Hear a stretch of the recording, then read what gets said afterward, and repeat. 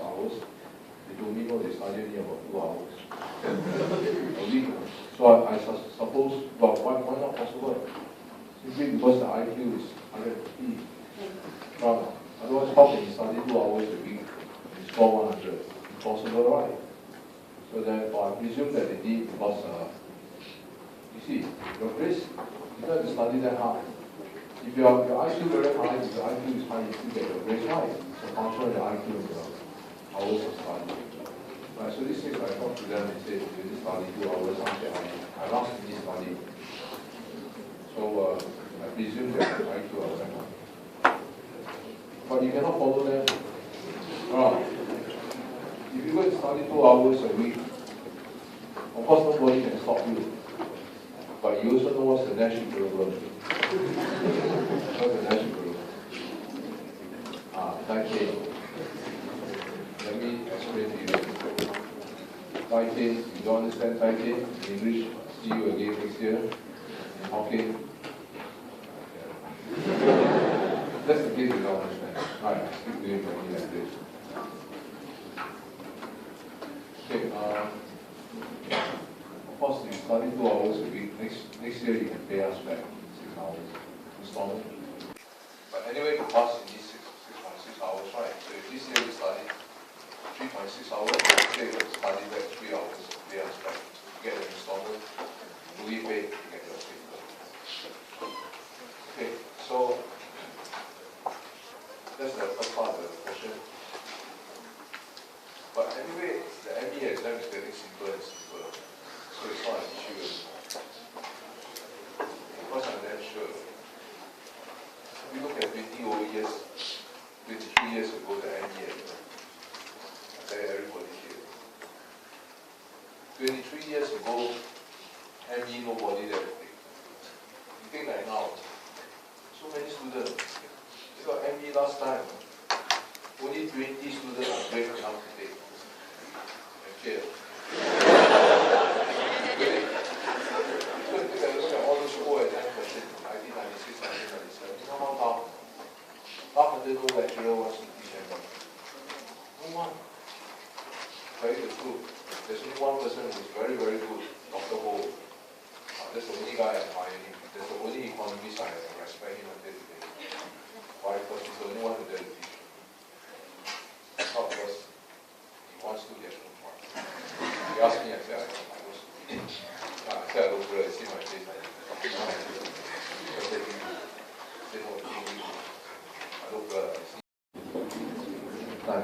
because at the time, you must understand that the examiners don't give solution. You know, when we started teaching and ME, no solution. You know, we every day have to go back and solve problem ourselves. You know, ask them how to do this. They don't know.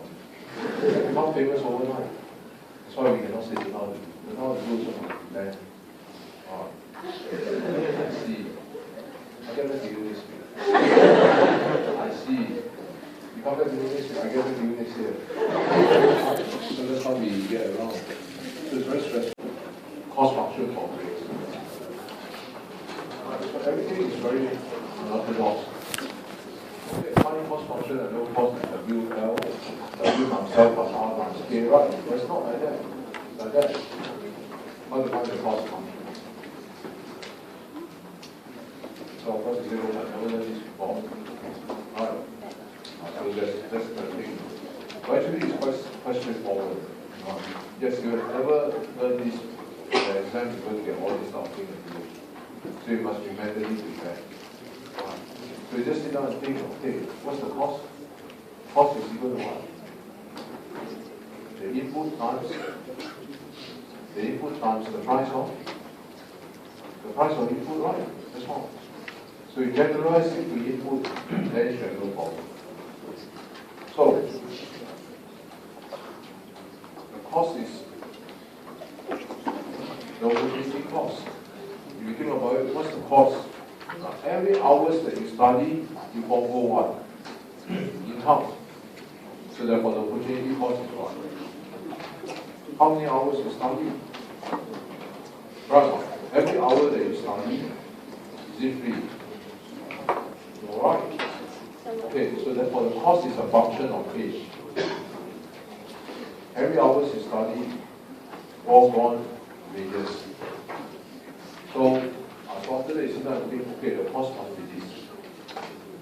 While I'm studying, there's a cost, yes. Because for every hour you study, if I don't study, I will have boss at my taxi and make 3,000 a month. But because I study, I forego 3,000 a month, right? So find from me how many hours you study. So you rearrange the equation, solve the equation. And therefore the cost is wage times the wage per hour that you follow. Okay, let's look at the question number.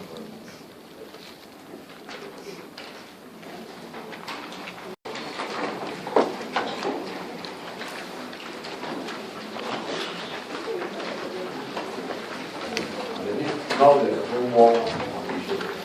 Okay.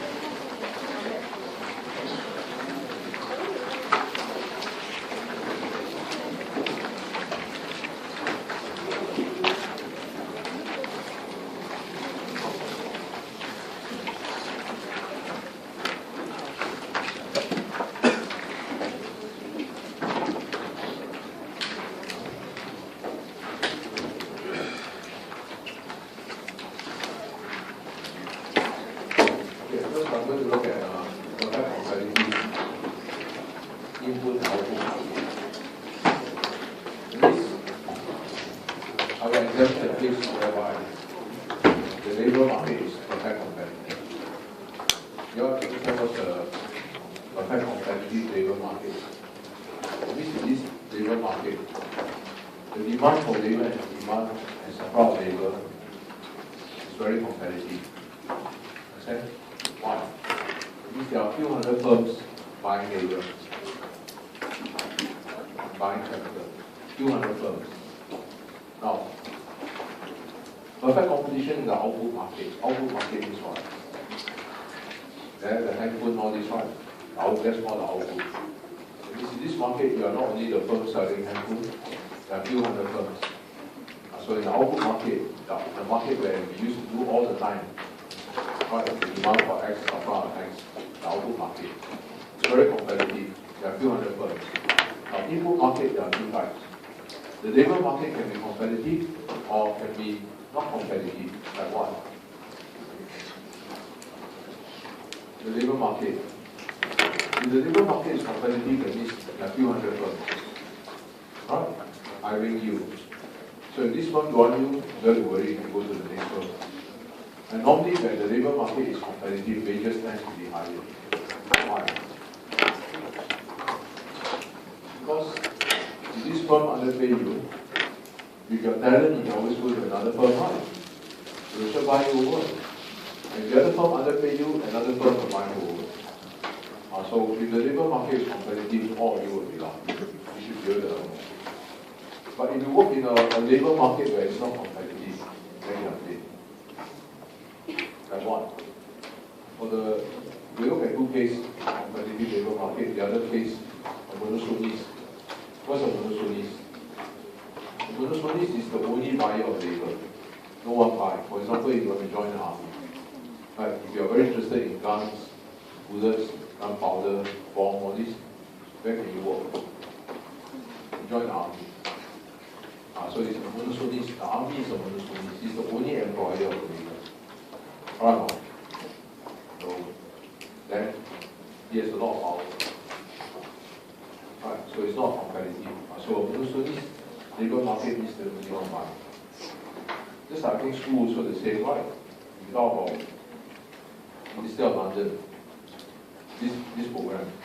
Are we all lecturers operating under a perfectly competitive labor market or close to a monopolist? What type of market do all lecturers operating? For us, I think we are very close to, if not a monopolist. If we don't teach here, we have nowhere to teach. So do lecturers have bargaining power? Don't have at all. It's true. You're only one employer, you don't want to go outside and do what? It's true. So if I have a choice, next time I teach in Chinese.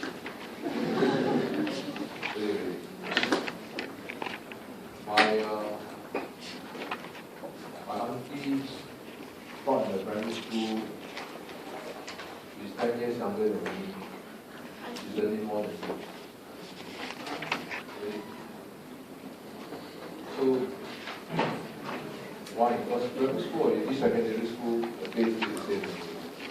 You all know that, right? When you go outside and work, you don't care what school you go. Government board is like a degree. You get a degree, bachelor degree. It doesn't matter whether you go from Pulau Lompong or what to Pulau Lompong. It's all the same flavor, right? It's all Pulau Lompong is number one in Thailand. Right. It doesn't matter because I think you go to the step board, it's the same, right? Starting grade or entry level. It's all the same. Now, of course, if you are a high flyer, then of course your pay rise faster. That's all. Otherwise, it doesn't matter. So whether you teach in the primary school or secondary school, you don't need to ask everybody. For the matter you join this step, or whether you join CCC or what, CC or I don't know what, community center, the base still the same, nothing. The rest is up to you. Okay, so now this, of course, school they are perfectly competitive. Right? You work under monopolies. In the army, you always hear people complain, army pay very low. Because you go for monopoly, right? But actually not that low now, but they say very low. Okay, anyway, high or low, everyone will always complain very low. Because my money is, now, let's look at a perfectly competitive market.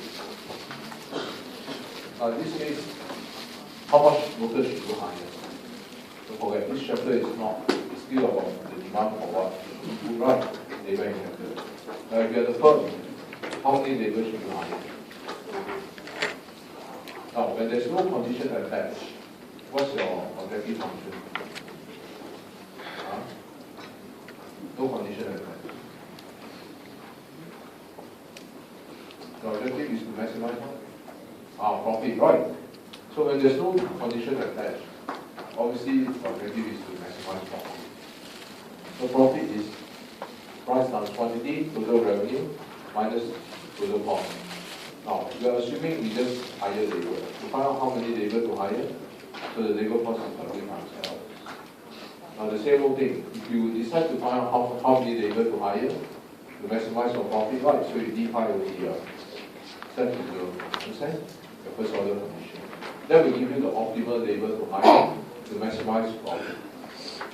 Now, if you define ODL, therefore, P is a constant. Under perfect competition is P constant. Can the firm set the price? In the competitive labor market, can the firm set the price? No, the price is set by market forces, demand for labor, supply of labor. Right. Now, but this is not the price of labor. This is what? The price of the output, the output that they produce. Understand? Now, also, you have learned in your year 1, if the market is perfectly competitive, is the price, can the firm set the price on the output? Who set the price? The demand for good X and the supply of good X. Market forces, demand for X and supply of X. Right now, they set the price. Even if the firm make losses, can they increase price? Cannot. You have learned under perfect competition in year 1, price is always set by market forces, demand, supply. So price is constant, you need to differentiate. But Q is a function of L. Okay? So you decide to differentiate. Why? It's very simple. How much the firm can produce depends on how many workers they hire, right? So Q is a function of L. Q could be equal to L squared. That's why you have to differentiate. Understand? dQ over dL. Now, in a perfectly competitive labor market, can the firm set the wage? Also cannot. Market forces, demand, and supply. Okay, so W, so you differentiate with respect to L, this will become 1, so you left with this. Therefore, this is the condition. How many workers to hire to maximize profit? Hire until the hire until the last worker where this is true. Okay? Now, as you can see, this is called marginal product of labor. The additional product or output produced by one more worker. So these are MPL, these are T. Bring this W over. That means under perfect competition, how many workers you hire until this condition is true. Now you can memorize this equation, or if you don't wish to memorize, just solve by first principle. I'll tell you why you need to know both, because sometimes the examiner's solution, she asks you to find the conditional demand for labor, you start by writing this and solve from here. Understand? But I think it's a waste of time. You can directly start from here and solve. Okay, so the choice is yours by just preparing for both cases. Any questions? Because whether it starts from here or it starts from here, actually here is also beginning from here, right? It started from here, correct now?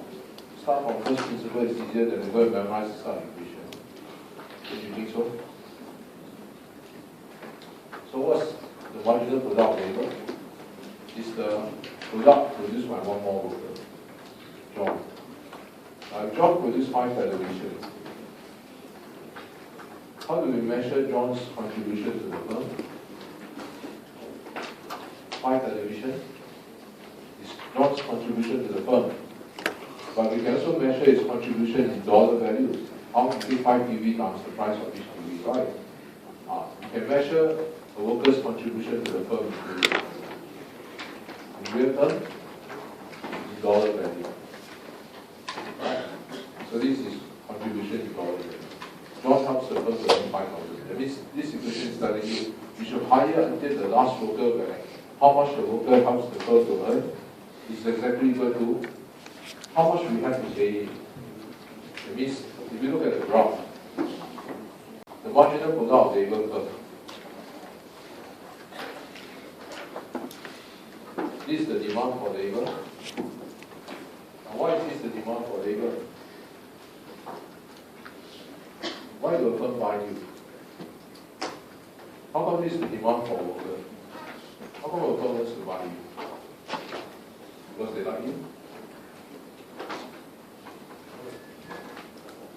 Only for one thing. Because of how much you can help them to earn. Right now, just I mentioned to you, this is your how much you help the firm to earn, expressed in what? Dollar value. So sometimes we call it marginal revenue product. The marginal product expressed in revenue term, money term. So the demand for worker is very simple. The demand for worker is the demand for how much you can help the company to earn. If you cannot help the company to earn, you will sack you right away. Right? So it's as simple as that. So that's why the demand for labor is always written in this way. The demand for how much you help the company to earn. Now, this is the supply of labor. Now, it's the labor market that determines the wage. Once the wage is this, in a perfectly competitive labor market, each firm, the demand for labor is this, but each firm, they saw the supply of labor is this. This is the market labor supply. But each firm, how come the labor supply is horizontal? What does a horizontal labor supply curve mean? It means the firm is totally helpless. Every worker he has to pay the market wage. Why? Because every worker will only work for him if they get at least 5. If you try to pay 4, will you get any labor? No. Right? That's why the supply of labor curve is horizontal. It means what? That the firm can only hire a worker if they pay the market wage 5. Every worker is willing to work for them if and only if you pay them the market wage 5. You pay them 3, no one joins. No supply. 4, no supply. 5, yes. So the firm pays on horizontal labor supply. And so therefore the equilibrium is they will hire until supply equal demand here. You see, why hire until here? You hire worker until how much the worker help us to earn is exactly equal to wages. Why? Why? Very simple. Should the first worker be hired? Yes. He helps the firm to earn this. But we only pay 5. The difference is called profit. Yes, he helps the firm to make profit. he should be higher. Should the next worker be higher? Yes, he helps the firm to earn this. His marginal revenue product is this. But we only pay 5. The difference is 4 profits. He should be higher. Higher. Why must stop here? Higher until the last worker, where how much the worker helps the firm to earn is exactly equal to how much we pay. Why not higher or more? Why not beyond here? These are all your profit. If you hire until the next worker, this guy is paying 5, but he helps the firm to earn and he's right. The difference is more loss. You understand the maximizing condition now? If you want to maximize profit, you must hire until up to the last worker, whereby how much he helps the firm to earn is exactly equal to how much we have to pay him the wage. Simple. Okay. Now, you will be introduced to one more term called marginal expenditure of labor. What's marginal expenditure of labor? The marginal expenditure of labor is the additional expenditure to hire one more worker. The cost to hire one more worker. Okay. By the way, you notice the marginal expenditure of labor and wages are the same. In a perfectly competitive market, the marginal expenditure of labor is equal to wages. Why? Very simple. Because the labor supply curve is horizontal. The cost to hire one more worker from 0 to 1, 5. The cost to hire one more worker, 5. The cost to hire the next worker, 5. That's called marginal expenditure of labor. Exactly equal to W. Do you understand? Now, does that mean that the marginal expenditure of labor is always equal to W? No. Only perfect competitive industry, the labor supply curve is this. Why? This means that the firm has totally no power. Workers will not work for you if you don't pay them the market rate of this amount. So therefore, because the firm labor supply curve is this, the marginal expenditure of labor and wages are the same thing. Look at a monosonis. A monosonis, listen. Wait. I just want to ask you this thing. By the way, if the industry, if the market is not competitive, if the labor market is not competitive, suppose they are the Singapore Armed Forces, they're the only one to buy army. So you are monosonis, right? Everyone who wants to be an army must join the Singapore Armed Forces. In this case, which one is the labor supply curve? If you are Singapore Armed Forces, which one is the labor supply curve? This one or this one? If you are the Singapore Armed Forces, you are the only one who hire army. The labor supply curve is exactly this one. Every worker has to work for you if they want to be an army, right? So therefore, you are the whole market. But if it's a perfectly competitive labor market, each firm the supply chain. But if you're the only employer, the entire labor supply all belongs to you, right? They work for you. If that be the case, is the marginal expenditure of labor curve the same as the supply curve? No. If you are monosonis, that means you are the only employer to buy labor, then I can tell you the marginal expenditure of labor curve is not the same. The work is supply curve. I think we do this after this. Now it's very, very good. So let's go forward. That's very fun. The marginal product in dollar value. Look at this following one. This worker can help the firm to earn this much. This worker can help the firm to earn less. This worker, you earn less. This worker, you earn less. Now that's because you will bring marginal product. If everywhere is the same, whether you join the bank or you join any industry, there's bound to be something very good. there's bound to be some who are very, very good. And as you continue to hire more and more managers, you find that the rest are not so good. But in any profession, you'll find some managers really good, some, most of them are good. That's why it's important. You understand? How many top managers here? Right, so we continue to hire more and more managers, the rest are less productive. This is true for everything. It's like one whole trade of mine. How come they're so productive? The link is not productive. Because everybody is so you say the productivity of labor is down. In a sense. The first few workers they are more right.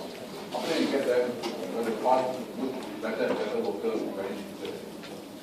So that's why it's important.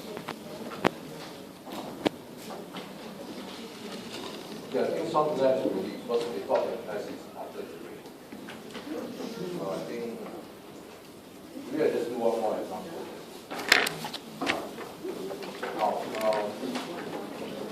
Now, for example, how to find the unconditional demand for the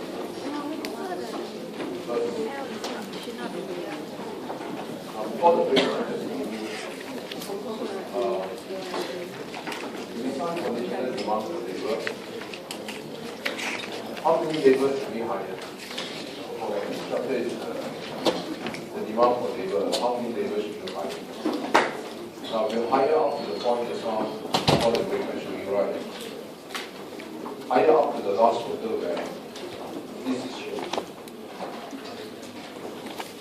Okay, how many workers to hire? Hire them up to the point where this is shown. Okay, this will solve this equation. How do we solve this equation? Now, in order to solve this equation, therefore, first we will find out what's the marginal product of labor. So the marginal product of labor is the additional product is output. That's why it's called DQ. Produced by the next worker, DR. Now, so first we are given the product of labor. How much the firm can produce?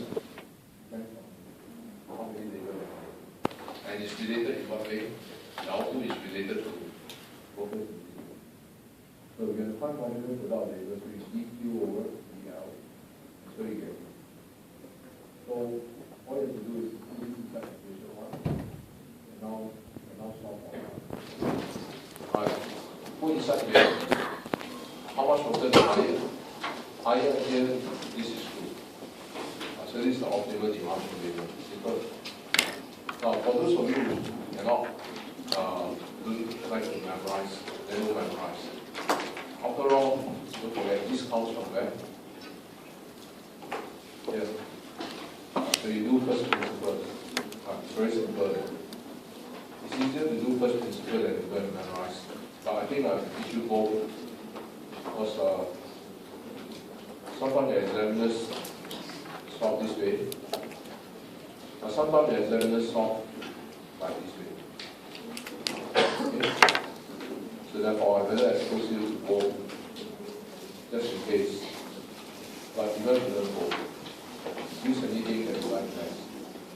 Okay? Now, so here that means we set out using common sense. Okay, first profit is equal to total revenue minus total cost. Great. Now, what's total revenue? Total revenue is equal to price times what? Quantity. Price times quantity. But what's quantity equal to? This. So quantity is equal to this.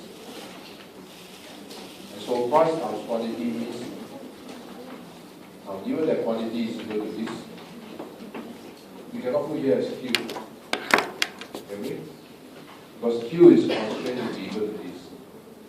Therefore, constraint in English means must obey. You have to be obedient.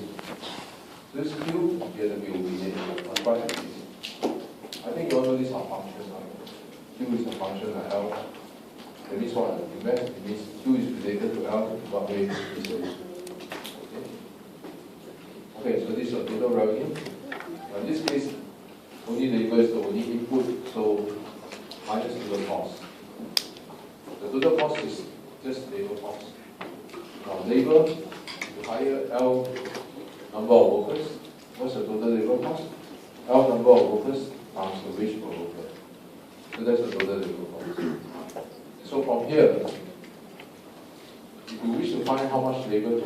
maximize profit, then d pi will be set to 0 and solve for the L. So if d pi will be L, and so in this case very straightforward. So p is constant, you have to differentiate. We need to differentiate this with respect to L. And so you get this. Okay. Now, what about W and L? You have to differentiate W with respect to L. So in a perfectly competitive labor market, the wage is what? Constant. To the firm, and the firm determine the wage. Can a perfectly competitive labor market firm set the W? Set by the market. So to the firm, this W is constant. But you do nothing about it. And so therefore, if this is constant, you have to differentiate. So just differentiate L with respect to L, it becomes 1. So therefore, that's why here is. So from here, solve for L. Now, if you solve for L, you get this. So this will be the L that helps the firm to maximize profit. Make sense? Or any question? So whichever method you use to solve.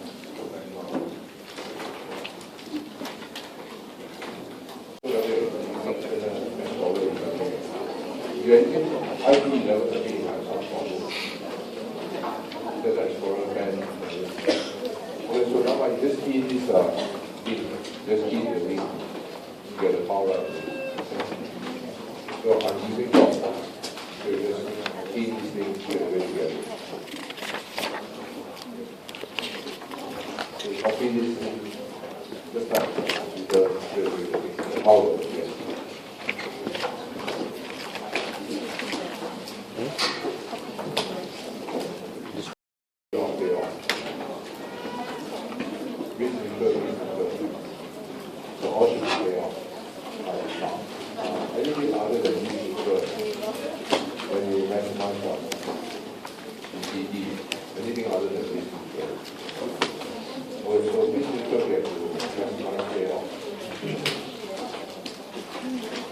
So we are told if we work hard, the revenue will increase. If we should, the revenue will increase. Alright, so first let's write down the information given.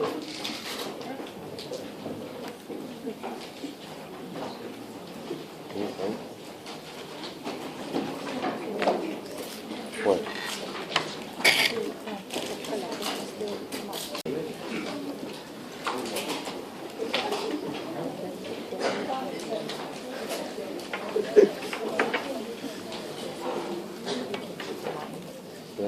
Con gì không?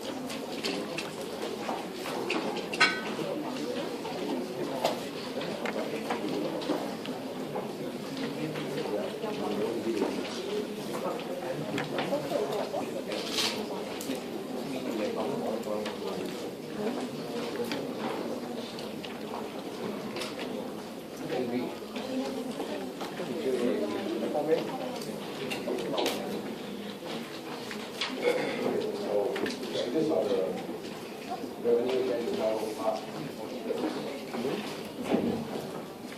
So if you work hard, the revenue is there. So checking this, the revenue is okay, let's look at the other information you can. Now when we work hard, the cost of effort is 9. So this is the DD when you work hard, right? The stress. part means the stress to this utility is now this utility do you have to convert to dollar? It's already converted. Okay? So this utility is already expressed in dollar, converted to convert. Now cost of shipping, maybe we disagree that one because the lecture knows the cost of shipping is zero. Well, you have to follow instruction. Because even if you shred, it doesn't mean there's no cost. Okay? Because if you shred, also you must use your brain to think how to shred and not be caught. So you know thinking first. So therefore, since thinking first, so there's the cost. Okay? Even if you have to shred, it's not easy. Don't believe this how you try to shred. You understand why? You think about it. Okay, so the cost of shipping is one. Now this agent, if you work somewhere else, you will get how much? The reservation pay off is easy. Right.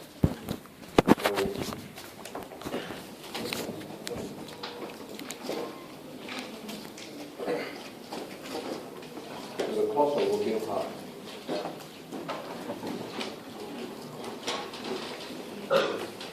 Cost of shipping. The reservation payoff.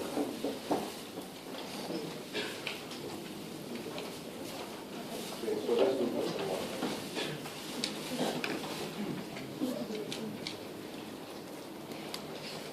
Now what do you want to ask you to do? Now before I move on, look at this. This statement is very important. What is this statement? This shows how many equations must be set up. What are the three equations?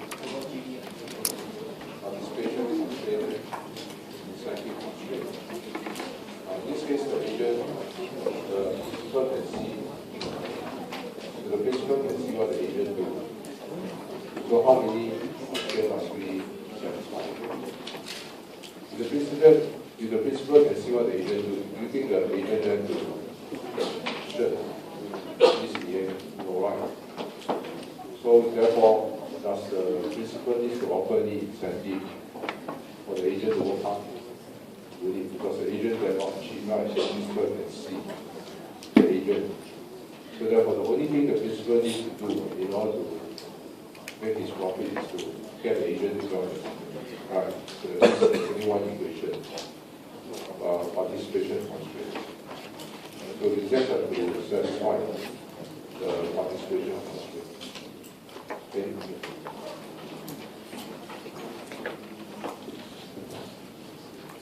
So how much was the agent the principal pay him to make him work hard? Now if you want the agent to work hard, how much must we pay him in order that he work hard? Okay, so first, if you want him to work hard,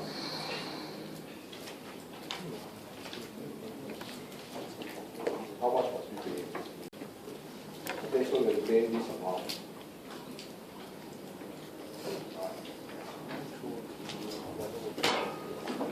Now, you only join the firm. What you pay is elsewhere, right? When you work for the firm, you earn this, but it costs him this much. Okay? So his net payoff is this. Okay. So you only join this firm with the payoff of working for this firm. You get this, it costs him this much. You only join this firm with this payoff is higher than one. The payoff you get, you work for somewhere else.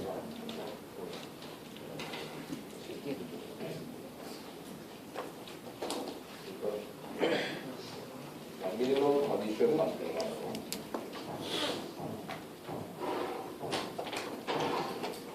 So therefore, we have to pay how much? this amount, at least, then you will join the work hard. Okay? But work hard costing this. So therefore, that's the amount we have to pay to do the work hard. How much must you pay if you allow him to share? If you allow him to share, how much must you pay? Well, still get to pay this amount so that you will join the firm, right? Now, if you pay this amount, you will get this. The cost for you to work for you to share. So the payoff you receive by working for you is this. So when they work for you, if this is greater than the amount you get elsewhere, right? So if you allow him to share, to pay at least, then he will join the firm and share all the way. Because even if you want him to share, you must make him join. If you don't join, how can he share? Right? So instead of paying some money to entice him to join, so that he will share for you. Okay. Okay, so you think if you are the principal,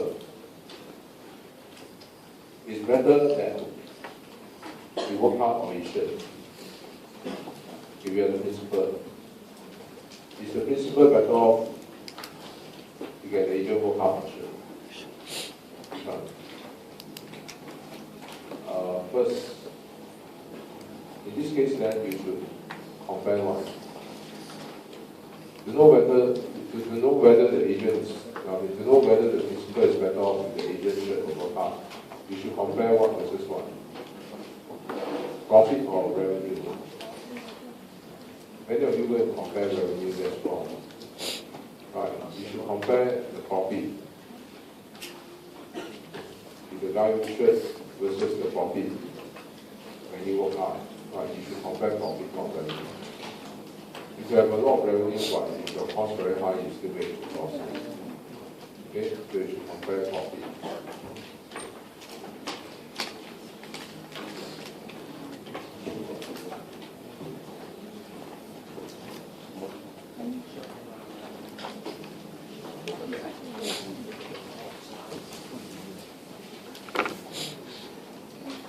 So if you work hard,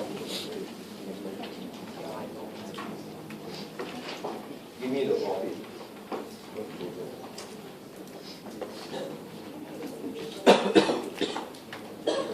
How much?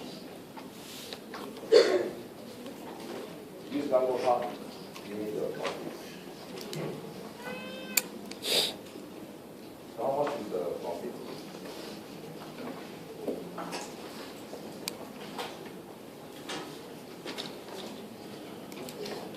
Now, you can see that if he works hard, the firm earns how much?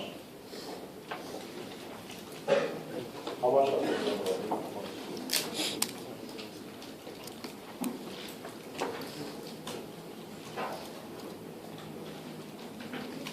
Now, the revenue is this. Sometimes this, right? You work hard. On average, you how much? This times this join.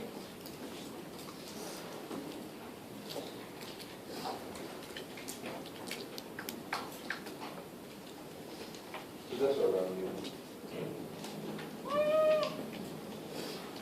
Now, how you all find profit? Profit is revenue what? Minus cost. What's the cost? What's the cost? If you want him to work hard, the firm has to pay this cost now. Okay, so therefore this is correct.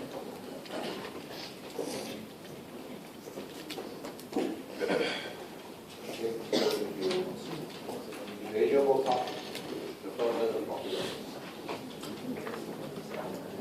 Now what happens if the agent should? What's the profit? shirt.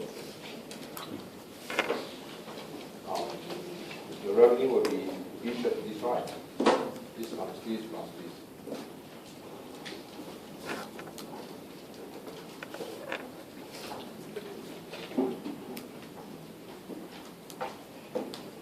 So this is our revenue, profit is revenue 1. Minus the cost 1. And what's the cost? The purpose to pay this guy.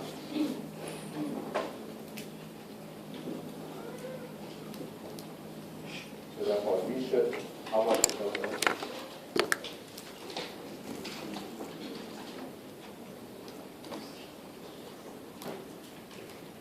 okay. So if you are the principal, you want the agent to shirt the whole house. Sure. Of course, you want him to shirt all the way, right? Why? Because you are richer if you shirt, right? Okay, so if you work hard, you stop him, ask him to shirt. Okay? So therefore, the conclusion is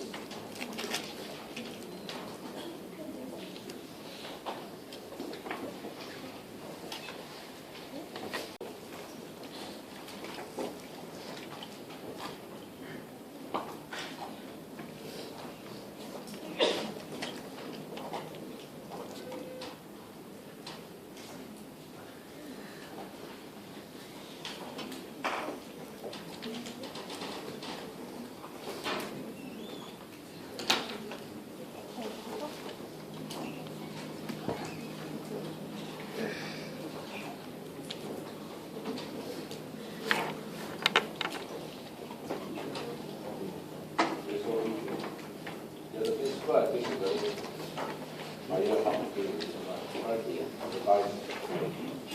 Only shirters need to start. They are not shirters with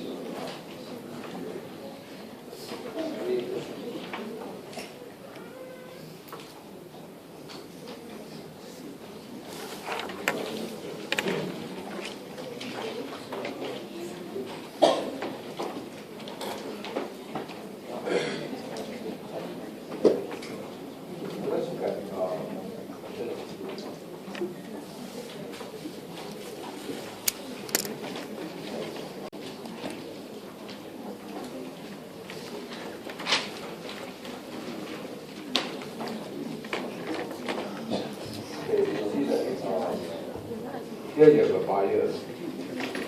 You want to buy something from the seller. Now, the buyer's valuation is 10, seller's valuation is 3. Okay, so in this case,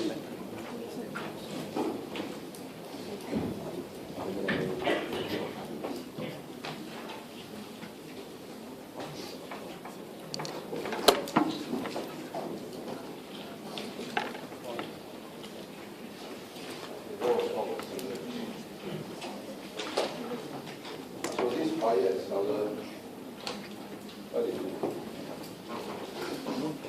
So they bargain. Now how does the thing work?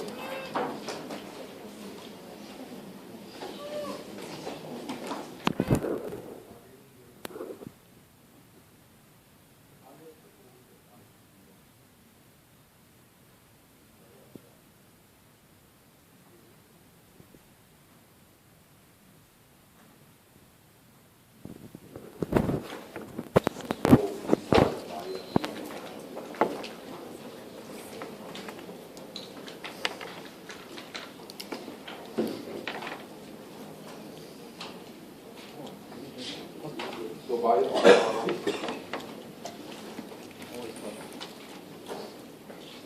E1. Now come to the seller. You must sell it.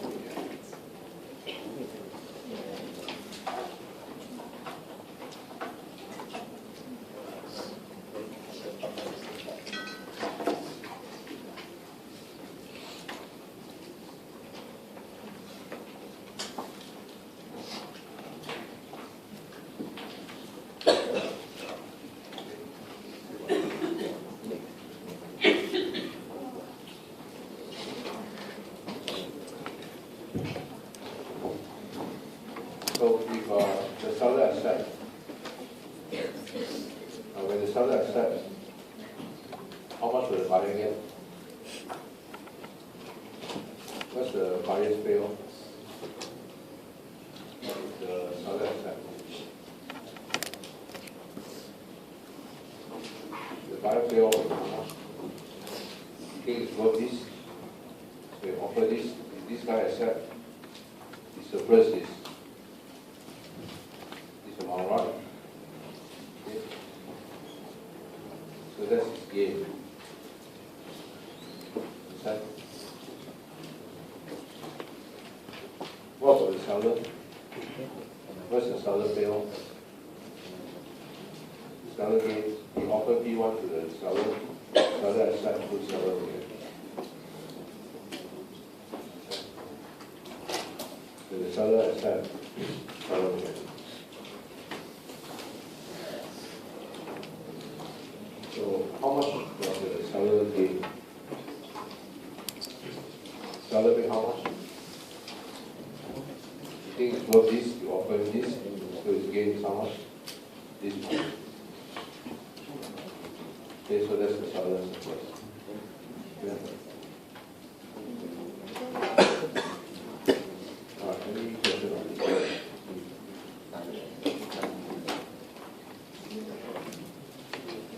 You don't go bargaining for what? Because you don't do it. You make a gain on the surplus. If there's no surplus, no gain, bargain no what. Like pick up $100, then you can split this surplus, right? If you pick up anything more, you'll be bargaining. Every day talk about what. Right, so you go for the gain. So this guy offered this person accepts. So definitely the buyer gain is right. Okay, very simple. If you are a buyer, you offer $15. The buyer offers 15. Right. If you are a buyer, will you offer 15? No. How much will you offer? 12? 12? 11? Impossible. You think it's worth this right? You bargain, you offer how much? $4. Right? And if this silly guy accepts, you laugh. Right? You think it's worth this? $4 is big. You laugh all the way. So you make a gain of how much? This minus 4, 6, right? So what is the seller gain? You think it's worth this and you offer him 4, you think you are stupid. Right? It's hard, it's nothing. You think it's worth 3, this crazy guy offered 4. So he think he make a gain of 1. Okay? That's all. Okay, any other question? Now, what will you reject? People reject, right? Because this guy will not offer him 1. You offer him 1 for the seller sell. So you think it's worth this fine? Reject. Now, if I told that if the seller reject, what will happen? So the seller reject, then the seller will propose a price P2, which the buyer can either accept or reject.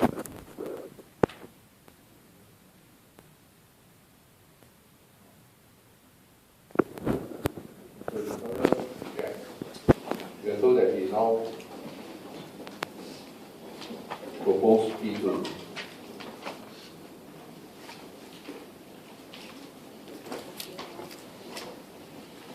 So it's up to the buyer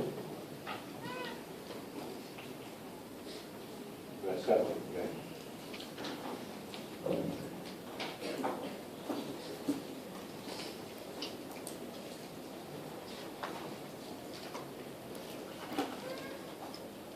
Now we are told that if the buyer rejects, what happens?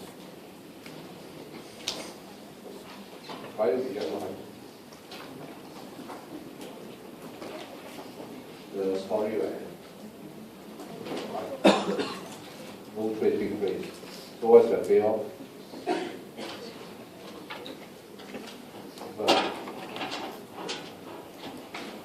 Now what happens if the seller proposes this to the buyer? If the buyer accept, what's the payoff for the buyer?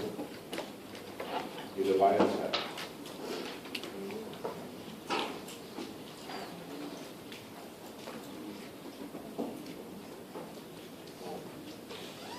You accept what's here. That would be payoff. One.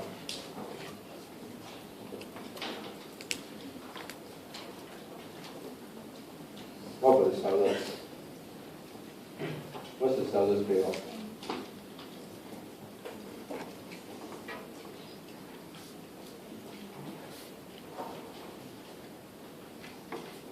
What's the seller's payoff?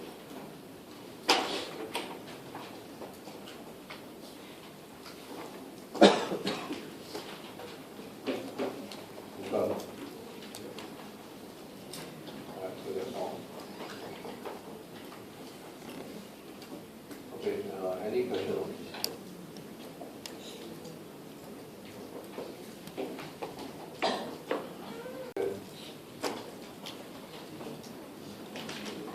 We need to assume this is correct. No wrong. What's wrong? Huh? Why wrong? What was wrong? There is delay cost. That's right. So we have to capture the delay cost. So discount the pi or discount the payoff? Discount which one? Pi or payoff? Very simple and example. Right. When you try to discount the pi, can you find a pi? Look around, search for a pi or pi. You never find. So common sense tells you, when the discount pi is no discount pi. Therefore, what do you do? Discount the payoff. Okay.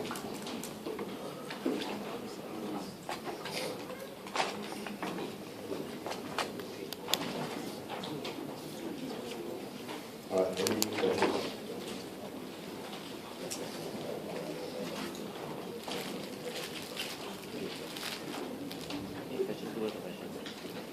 Okay, because there's no pi. Let me ask you a question. Suppose that there's a pi here. Pretend there's a pi here. Buyer discount rate, seller discount rate. Discount the pi of the payoff. Pretend this thing are there. Discount the pi of the payoff. If there's a pi, discount the pi of the payoff. Now my example. Because that's what they are striving to do, right? Right? Discount the pi of the payoff. If you discount the pi, which one do you use? That's where you start to learn. You know which one. Therefore, come be outright. Discount where then? Be right. Buyer this, okay? Common sense. I mean, there's nothing much to think about. Okay, so we set up this already. So we're now in a position to find one.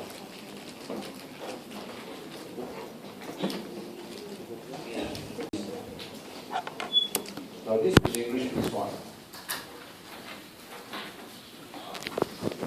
We've done this in English, when we ask you to find this, that means in English means solve the one.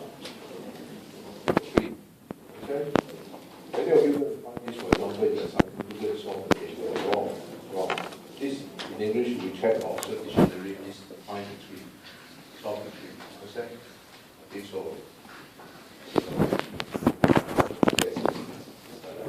okay, so this solve the tree. Now, when you solve the tree, what do you do? Here or here? You always go by the back, right? Okay, so that's one.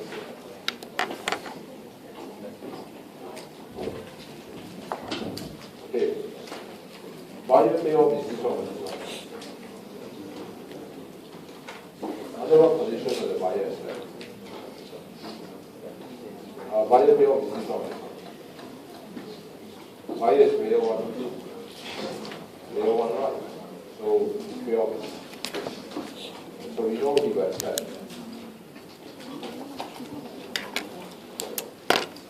Under what condition? With the payoff, when he accepts this.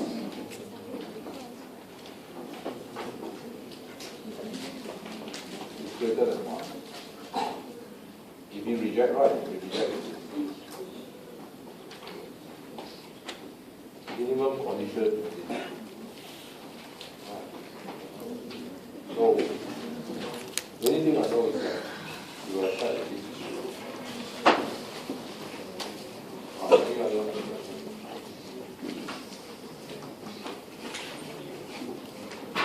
Okay, solve for what? In this case, solve for what?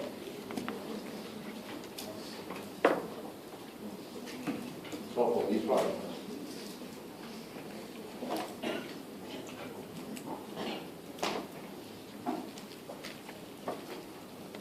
Okay. That's all. Now that means as long as the thing is fulfilled, the buyer will accept. Okay? As long as we satisfy that, the buyer will accept. Any question? So the mathematics, you just go ahead and fulfill that.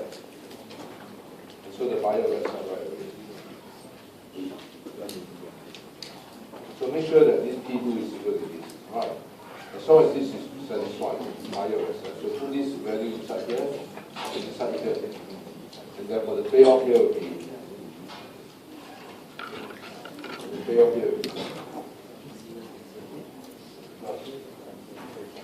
as long as we set P2 equal to that value, 100% of the buyer will accept. Good. Now, if you go up the tree now, you saw this guys. Under what condition will you accept?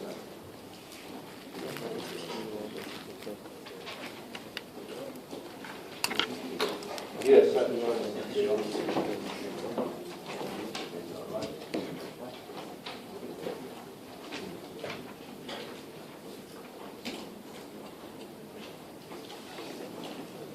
He rejects it. Solve for this.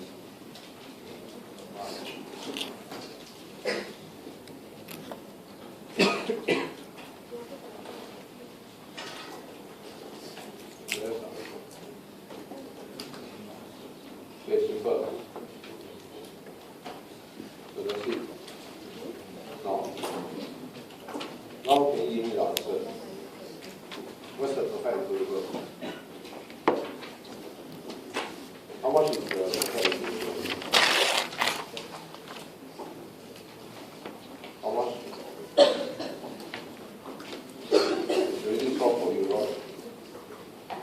What's the perfect equilibrium in this case? How much is the value?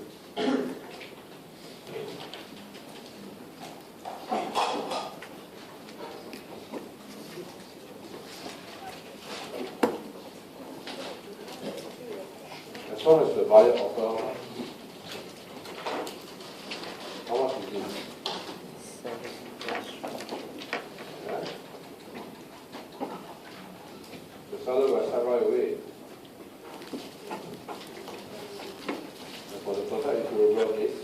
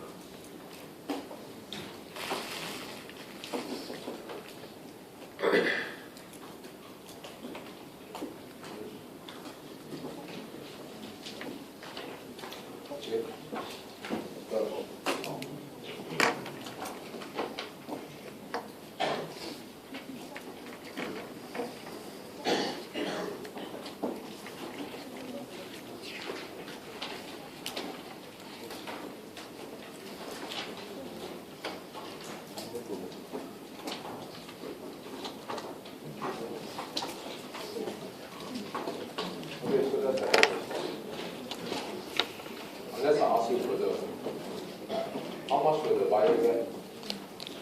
And how much will the seller get? And equilibrium. What's the payoff of the buyer and the seller? Buyer get how much, seller get? What's the payoff?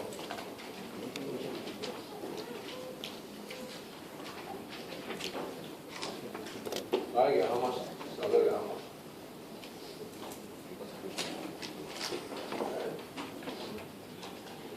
Seller accept this is true, right?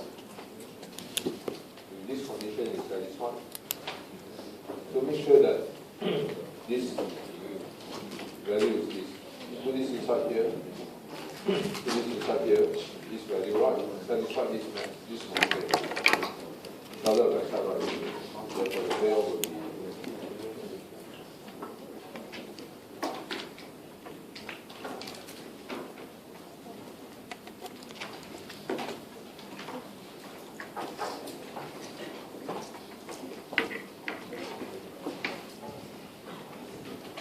That's all.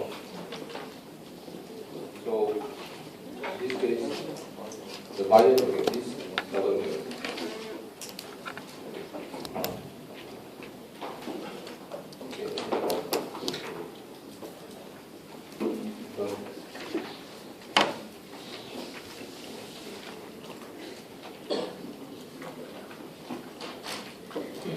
Okay, so no problem, let's look at question number 3.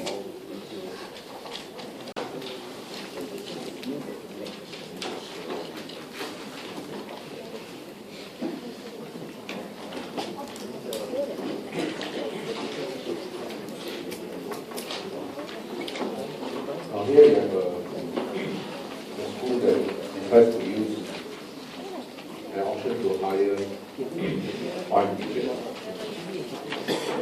Okay, the school wants to hire 5 teachers. How many teachers apply? Now we are told that there are n number of teachers who are interested in this job. Now, even if you are interested in the job, does that mean I offer you $1 per hour your work? Alright. I guess at average, I guess that's different. At average, then we will go for fund value on the maximized spreadsheet. So what's the case for? So that for the minimum wage, for a teacher to teach is this value. Right. Minimum. So, of course, this varies from person to person. Some of you will only want to work, you get $80 per hour. That's after you get a degree, right? And some of you want to work, you get $100 per hour. Okay? So, everybody has a minimum wage. So, it is denoted, it's defined as this. Now, how does the process work? Now, all the teachers who are interested to teach are required to submit their bid. Then, what did the school do? The school will give the job to who? The lowest 5 bids. Okay, so before I go further, in this option, how should you bid? If you want the job. If you want the job, you should bid higher or lower. In this option. If you want to win, you should be higher or lower. Lower. Because this school choose what? Choose all the lousy teacher. Right? They choose all those who are willing to work for $1, 50 cents, 20 cents. You bid 50 cents, you should win. I don't think anybody can beat you. Right? People have a hard time beating you if you bid 50 cents per hour. So, in this option, if you want to win, you must bid as low as possible. But you don't have to worry if you bid 50 cents. No. You only have to worry the 6 lowest bid. Right? If this guy really going to bid 70 cents, then you get very worried. You vote for 70 cents. Because the lowest 5 bidders will win, but you'll get the 6 lowest bid. Right. So what type of auction is this? Some of you do first price, some do second price, some I don't know what you're bidding anyway, very complex equation. Right, but it's just a one price single auction, 6 price, right? Now, so therefore if you are bidding this auction, what's your bidding strategy? I want to know how does all teacher bid. I want to know the national group, not only yours. I want to know how every teacher will bid. Such an option. Okay.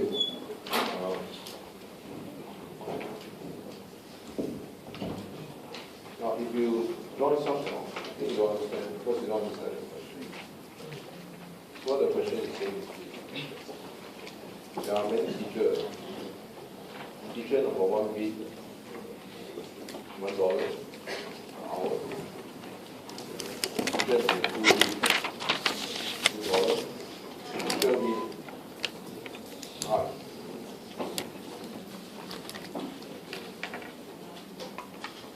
Teacher 4 bid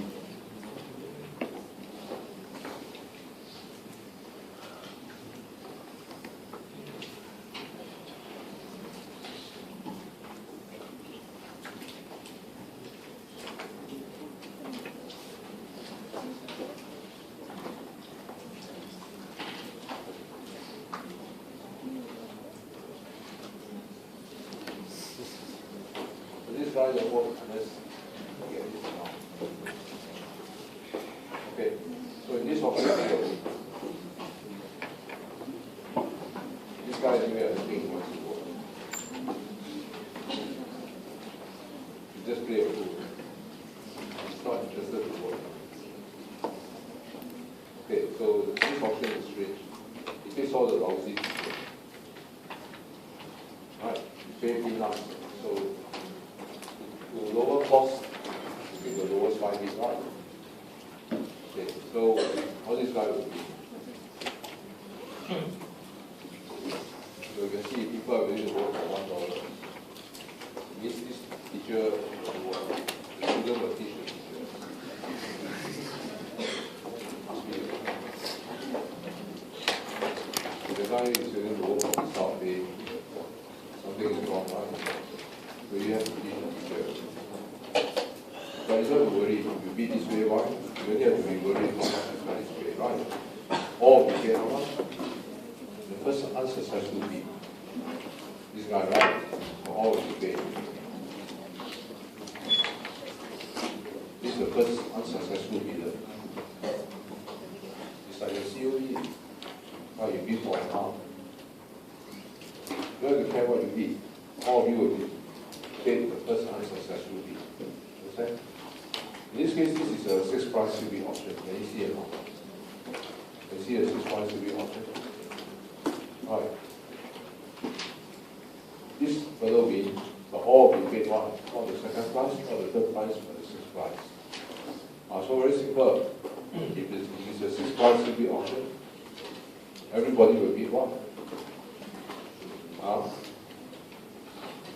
You cannot put with your true valuation. That's very wrong.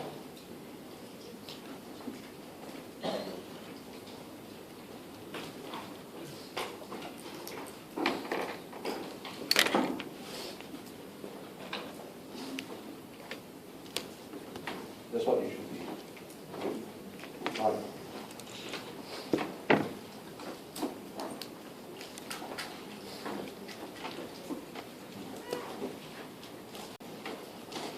Why? Why everybody will be this way? Now, why you cannot beat the true valuation?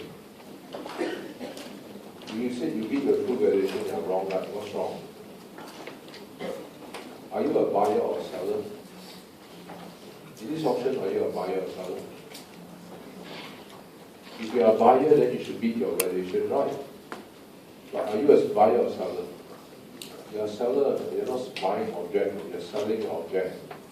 Right? So if you're selling your object, it is not. Beat your true reservation wage. This wage. Right. Cannot be a true valuation. You're not buying things. In this case, you're selling. Right. You're selling your service. Okay.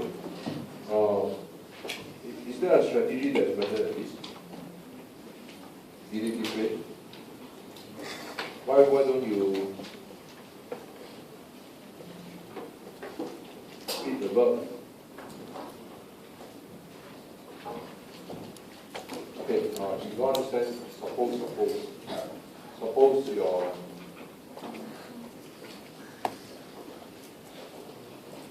reservation wage is suppose, you cannot use numbers just to help you to understand. Right, suppose. Why this is your reservation wage is this, why then should be this? And then I strategy. What if you beat the verb?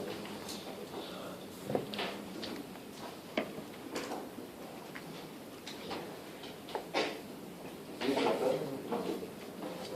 Okay, all right. Beating a verb means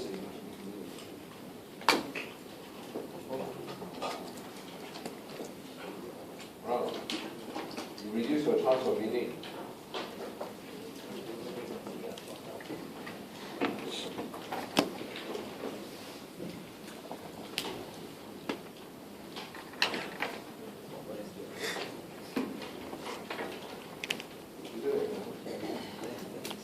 So if you beat the verb, you reduce your chances of winning.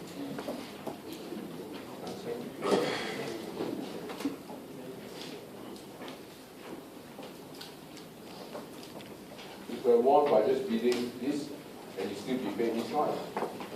So if you beat the verb, you are reducing your chances of winning.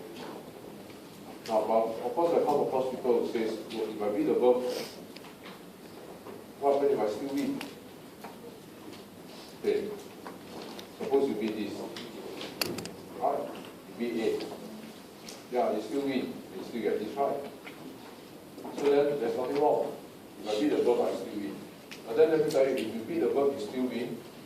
I'm sure you beat your minimum wage, you will still win anyway. Right now. If you beat 8 and you still win. Right? I'm sure you beat 7, you also will still win. That's how not. So you beat a verb and you still win. You beat your true wage, you will still win anyway. So beating a verb does not make you better off. You need to reduce your chances of what? Winning. Understand? So this strategy is definitely wrong compared to this. This is still better. Okay? Or maybe since this option, if you want to win, you should beat this right. The lower the better right. So why don't you try this strategy? Say, beat. Is this better? Beat below. Is this a better strategy than the other one? Beat below.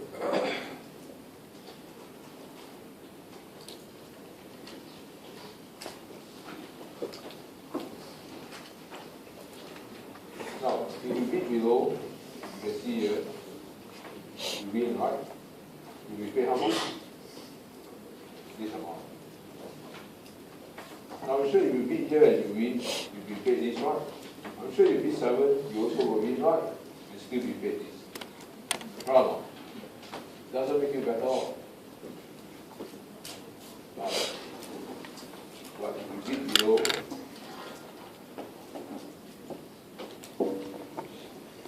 what's the danger?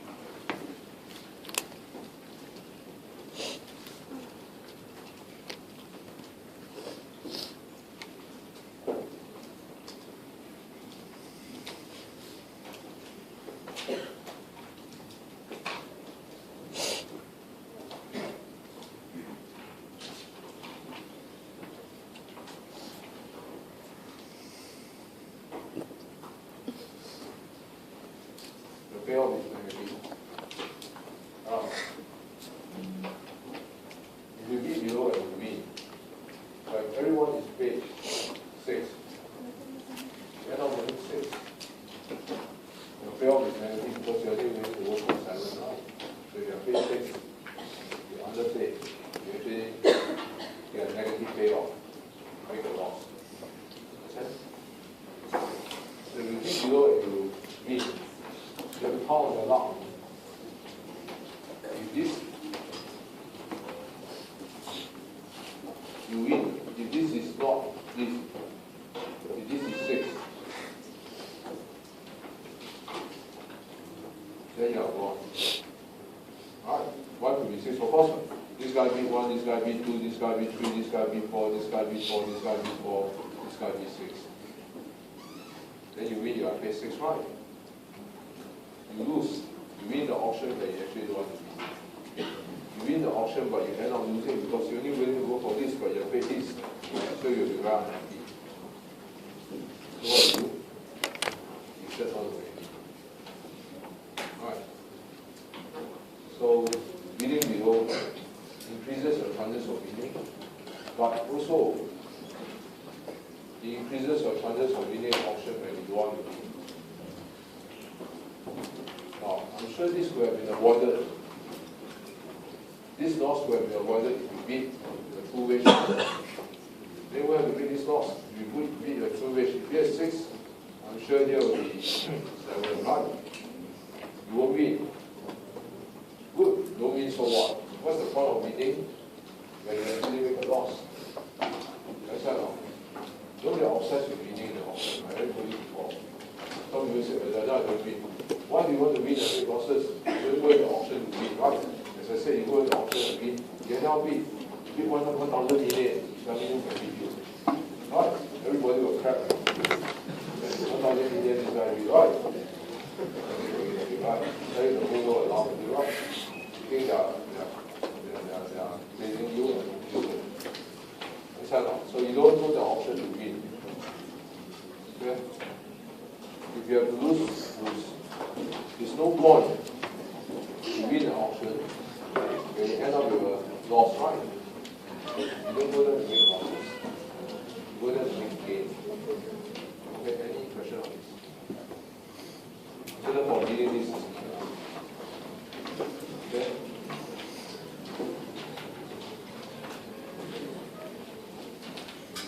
Now, ME actually you don't have to every day anyhow calculate, right? Because what do you need to do and calculate all this?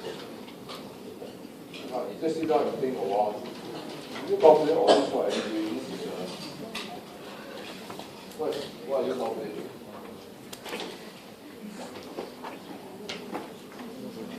You are bidding for a while. Right? When you are bidding for a while, then you have to bid this whole thing. Right? You're not bidding for a while. You're not bidding for a first price. You don't have to do any calculation. You just sit down and think. If the option there's something a little bit outright, you just sit down and think. Don't rush into calculating, solve. You cannot get a solution. Okay, there's no problem there. Let's look at question number 7. Wait. Is this a dominant strategy? Is this a dominant strategy? Yes. Why is it so?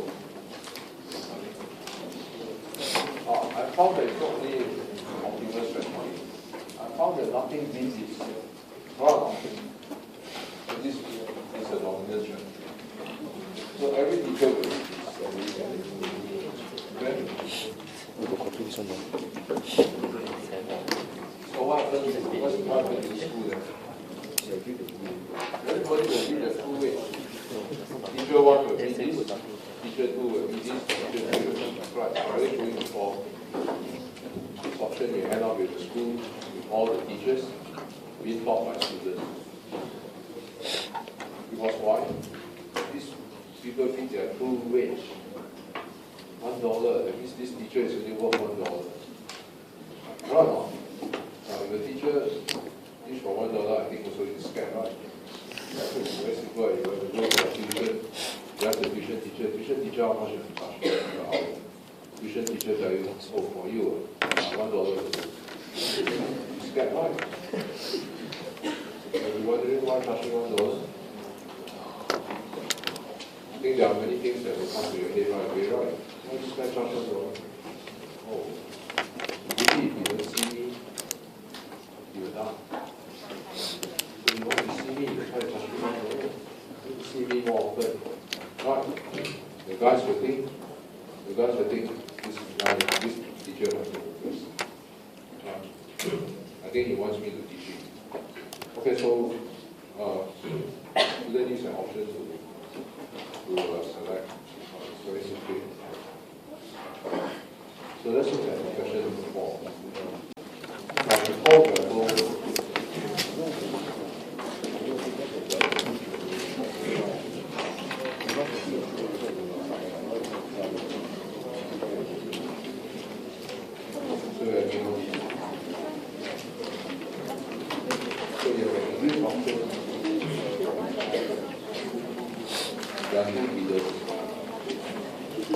you are competing with your opponent. Now, you and your opponent are competing in this English option. So, your opponent and you, the valuation range from where to where?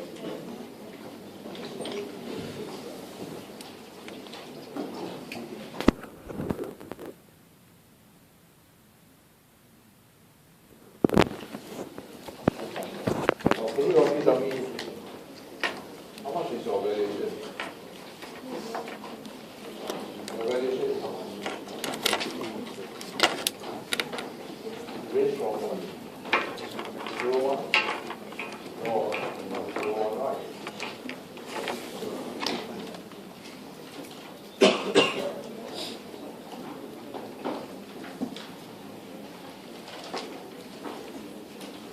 Okay, I don't exactly know where, but I only know between here. Alright.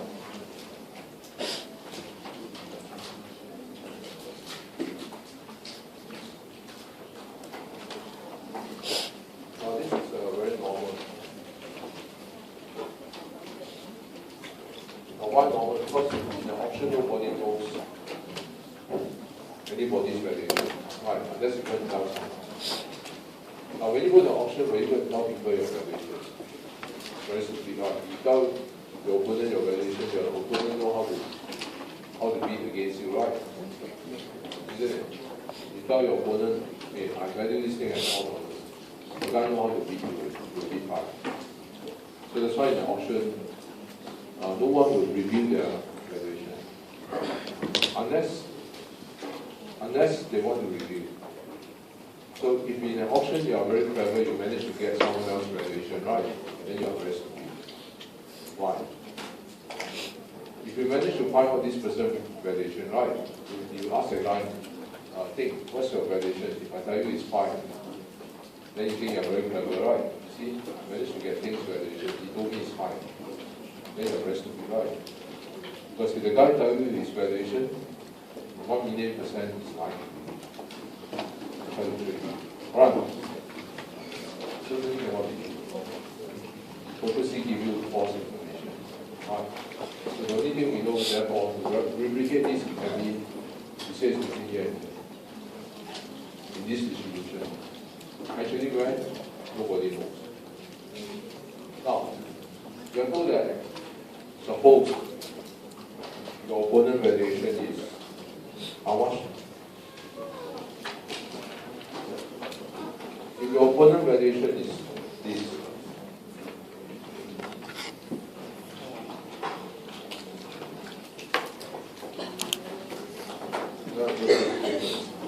for what? This part is how much? How much is this? How much is this?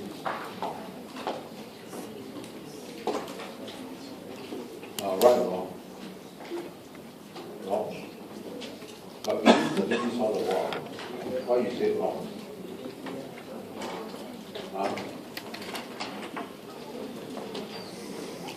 Why this is wrong?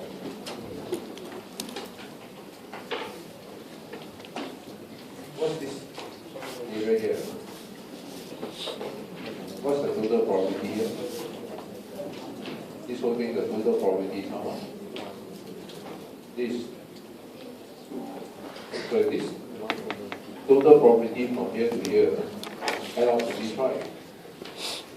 must be 1 over how much?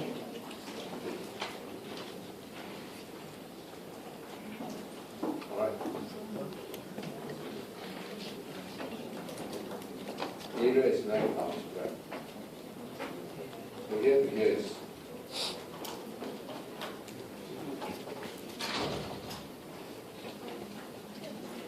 this now this is it 1? Huh? This now is this is it 1? You must send out to 1, right? Therefore what's missing? Okay. So this must be this. Okay? Now if your valuation, if your opponent valuation is this, what's your chances of winning it? You will win him if your valuation is 1.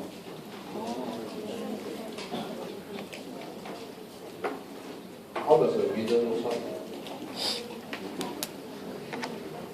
How does a winner look like? The winner in the option. How does a winner look like?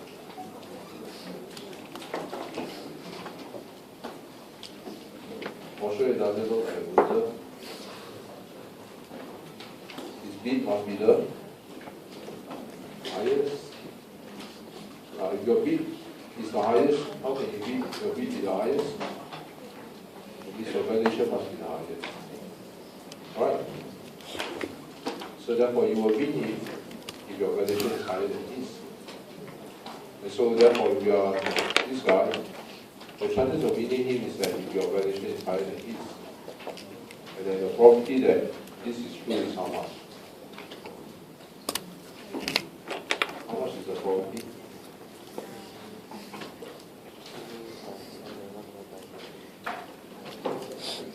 If your valuation is this, is it higher than this? Yes. So include this probability. If your valuation is here, is it higher than this? Yes.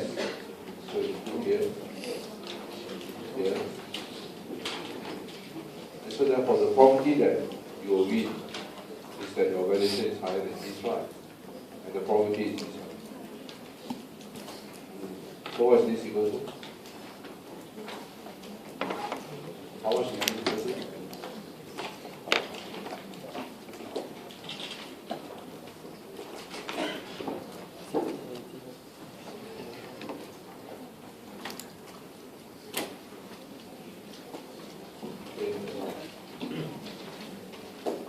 Your chances of winning this option.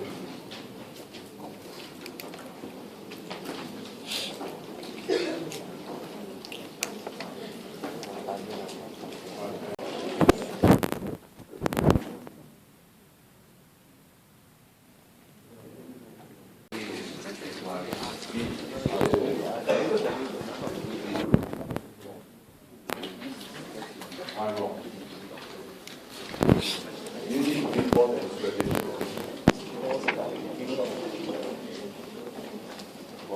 You are comparing valuation, you must compare valuation. You cannot compare something with something different. They are not comparable to the same thing. Understand? You have to be so high in winning. All you have to do, your chances of winning is based on your valuation. Your valuation higher than this valuation. Understand? Not your winning. Or any other problem.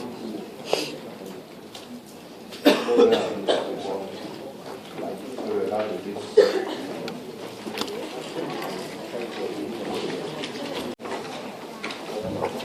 Now,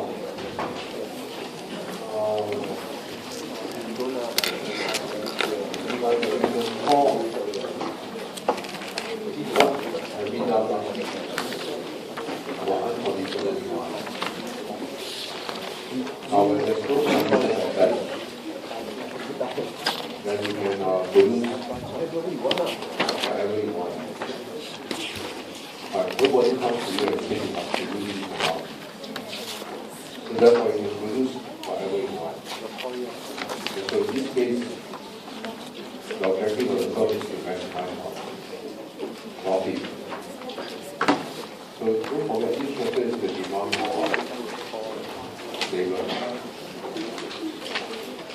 So how much labor to hire?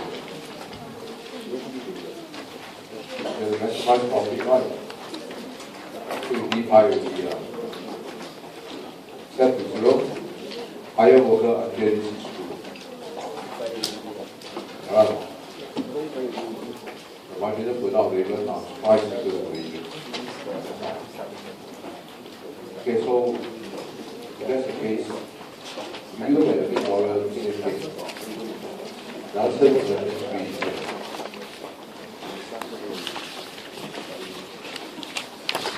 how much labor to hire? So you have a perfectly competitive firm. Produces output Y, sell at a price P, using labor. According to the production function,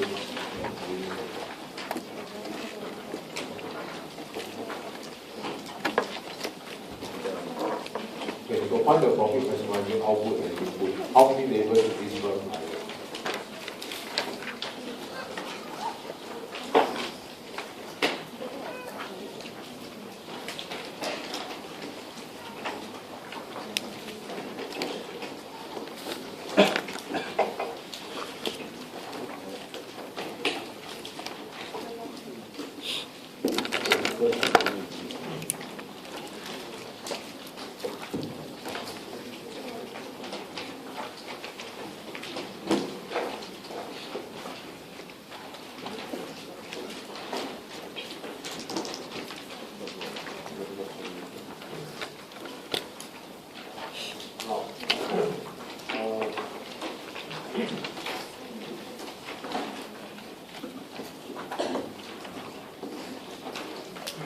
Now, normally, production function is not written this way.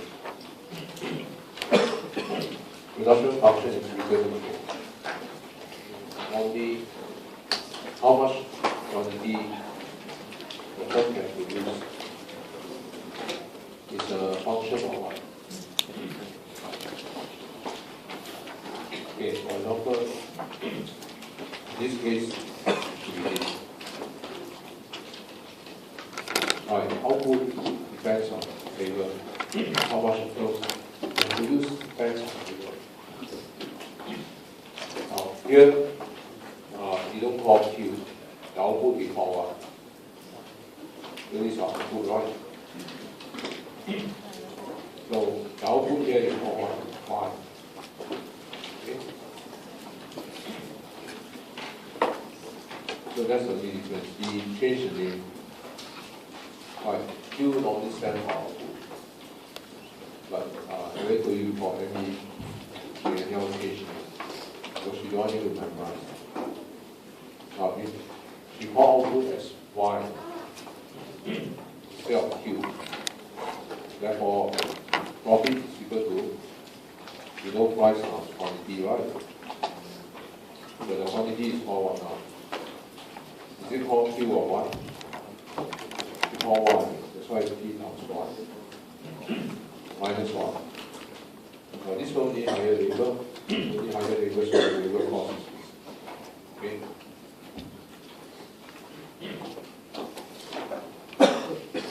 Okay, okay. Now you take a look at here. How come this is not P times 1? Why not P times 1? Now you cannot write P times Y because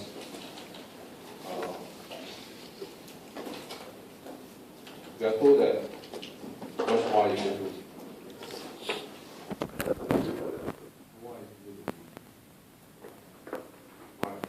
if I write this P times Y, but because Y is constrained to be this.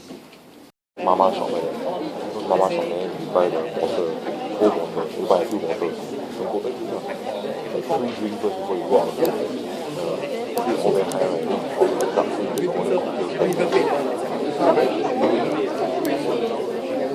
要翻啊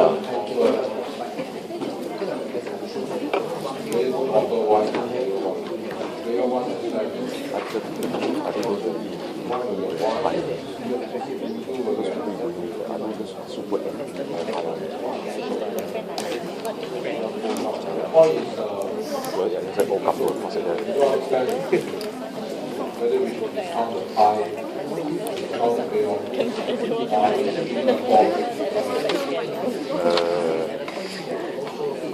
discount factor, for player one, for player two.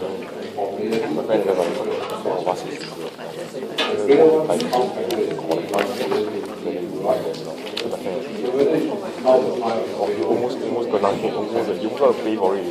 But you please stop. this you can find in your government introduction to free question. Border government the players discount factor are different. She discount the pie. Cannot run. Why? But don't all like another side of the bed. Got different road. Using which discount factor to discount. Run.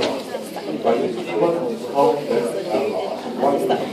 Very funny, you see, like he lost it, want to do it, so therefore, very simple, we cannot discount the pie. You see? We just discount the payroll, player one, so it's like, come on, you better go save him, player two, die. we use this discount factor, right? After all, it's just to adjust for delay cost. You understand? So which discount, whether you should discount the pie or payroll, this one will be used for defense. Clear? I just told that test questions I do for you. That one also you will know what. Because when you try to although the discount factor are the same for both, so the question is you discount the pie or the payoff, and you notice just on the question there's no pie for you to discount, correct? But still you have to adjust for delay contract, so there's one you discount the payoff. You understand? So there's nothing to memorize. You cannot memorize the first phrase. But the exam, one too many of you pass. Because once you start doing yourself, you start asking why, and you will know the answer. Right? That's why you see every exam student to ask why. Why? So they talk to themselves, why, and they get the answer from why. Isn't it? That's what you have to do. Because once you start questioning yourself, and the answer will come up. Is it automatic? Every year we're going to have problems thinking of memorizing whether I should discount pie or payroll. Don't memorize. Impossible. Right? Once you start doing yourself, you suddenly get stuck. You start asking why. Show you the book there, at least you know what to look out for. Okay, any other question? Yeah. So if not, I think if you still don't understand what I'm talking about, go back to commercial bargaining. There are 3 questions I do for you. When the discount factor, discount pie. Also, Simply because I just don't know which one to do. I'm also sitting there with you. Okay. Now, so let's come back to so you don't go for day class because the class is available to you. You can see there is not You can see what? You can see what? although you have the same lesson. Sometimes nowadays I don't know where you're from.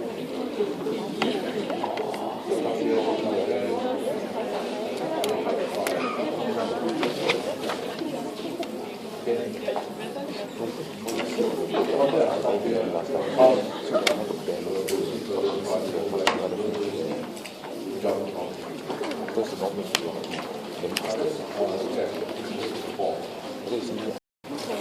Before we have the book is really introduction function, you see now, it did not misbehave. Right? You use that the proper term. The production, how much the firm will use, of course, the output is called Q, right? Okay, so I also asked her why sometimes we call Q as 1. I asked her why she asked me 1. I don't know why. Why you must call output as y? So the only reason she gave me is that because the student memorized all 3. So I don't want to let them memorize. So I think they can't be out. Don't let them memorize. So originally production output was called Q. not really. Now, this does not mean, and I think you have done mathematics, does this mean Q counts L? Just Alright. is a function of It's like L. it was the money. Okay, what you learn in mathematics function is And the Q. Q is dependent on Very L. Right, in what way? This This way. If you hire one worker, you can produce 1 unit. If you hire 4 workers, how many output can you produce? 2. If you hire 9 workers, what's the output? Square root of 9, 3%. So don't go and multiply this, because some of you go and take Q times L. I hope you should know by now. This is a function. How is what one? Q is a function of L. It's related to L in what way? For this term, it's this way. They walk. Now output is sold at a price P, labor cost is W per unit. It's good. Derive the first demand for labor. 15 to 20 minutes. First, set up the profit function. Now, cost every Oh, firm, maybe I know which one. the objective is to maximize. Yeah, correct. Okay, but before we go further, let's be obedient. Profit is revenue minus cost, revenue is income. Okay, before I go further, what's Q? Q I cannot is spend $450. $450. So must you obey? After 5 days, 5 6 days. Yes. I said before, constraint We can budget is must obey. Therefore, here you have to be obedient. I go there, we just come That's out why for this the one to offer money. is Okay, finish already. Then we got any money, go shop. so that's a That's Q. all now. That's my girlfriend again. Right. That's your sister. Money. Now, Borrow money. we are not ready to find how much labor to hire. Because the firm wants to maximize profit, so I can't do my we are deciding on how much labor to hire. I think the 90 We ask to find this, right? So how much labor to hire, so you define your DL, set to 0. And solve for L. Then we give the optimal L that will help the firm to maximize profit, right? So we define your DL, what you get. So your half will come down. Right. So this becomes minus half. That's why P divided by D. So differentiate with respect to L here you can do. Therefore this amount will be equal to 5.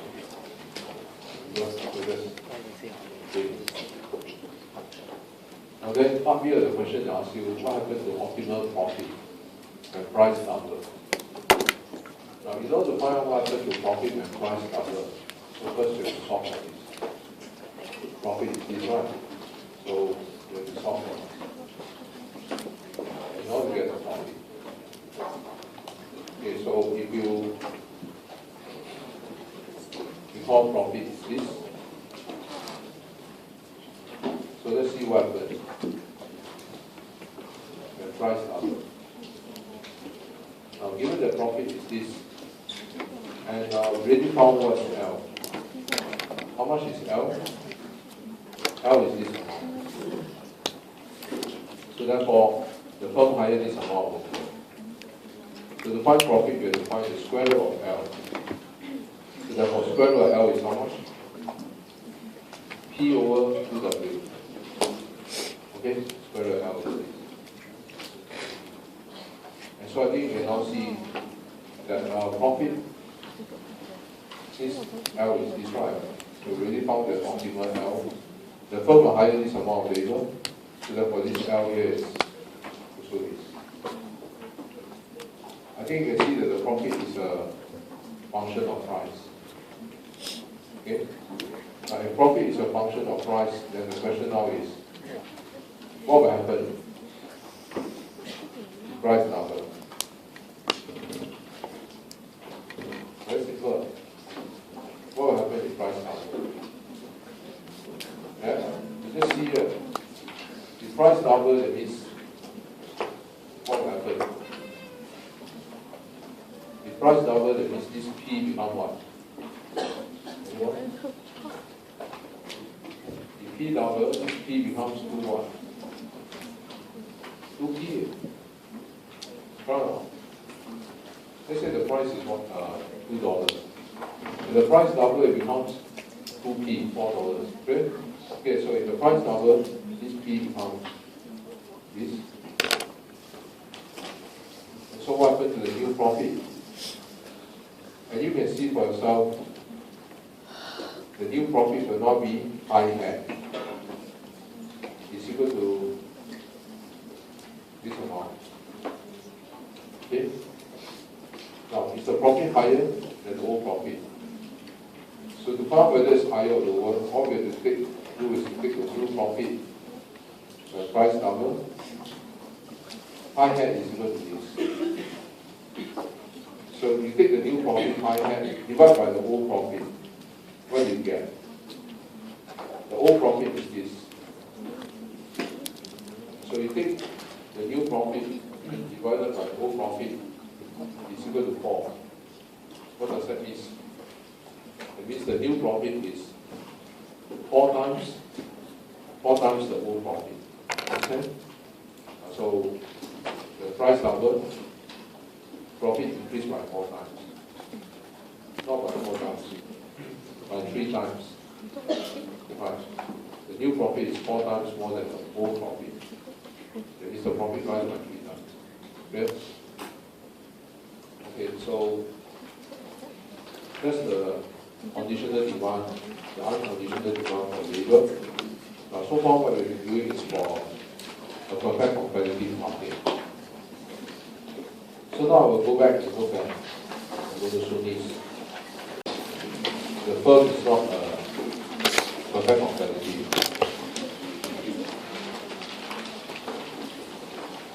Now, if the firm is a monopolist or monopolist, what will happen? Okay. So now we're going to look at the monopoly.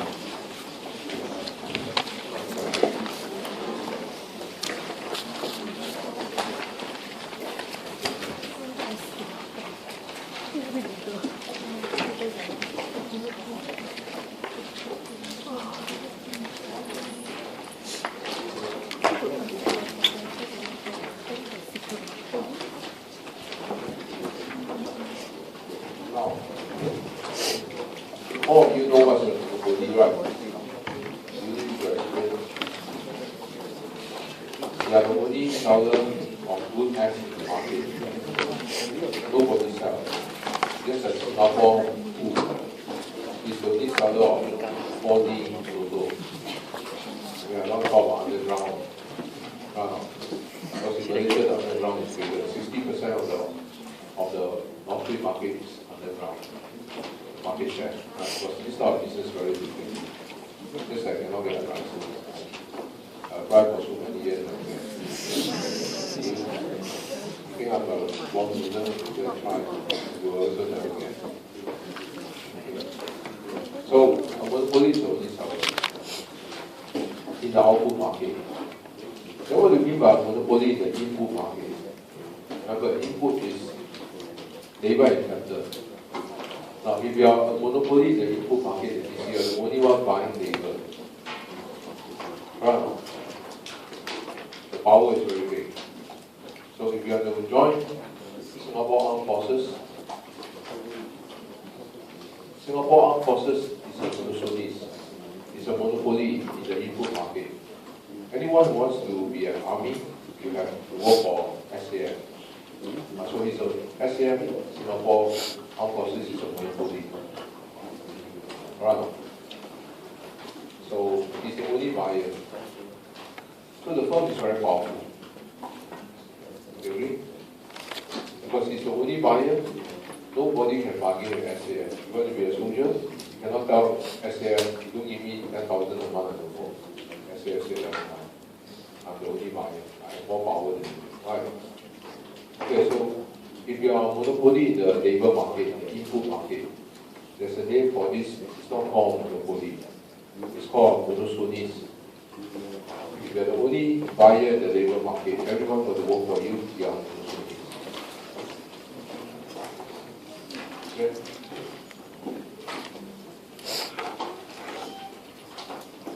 So everyone who wants to finish UOL, you have to teach them.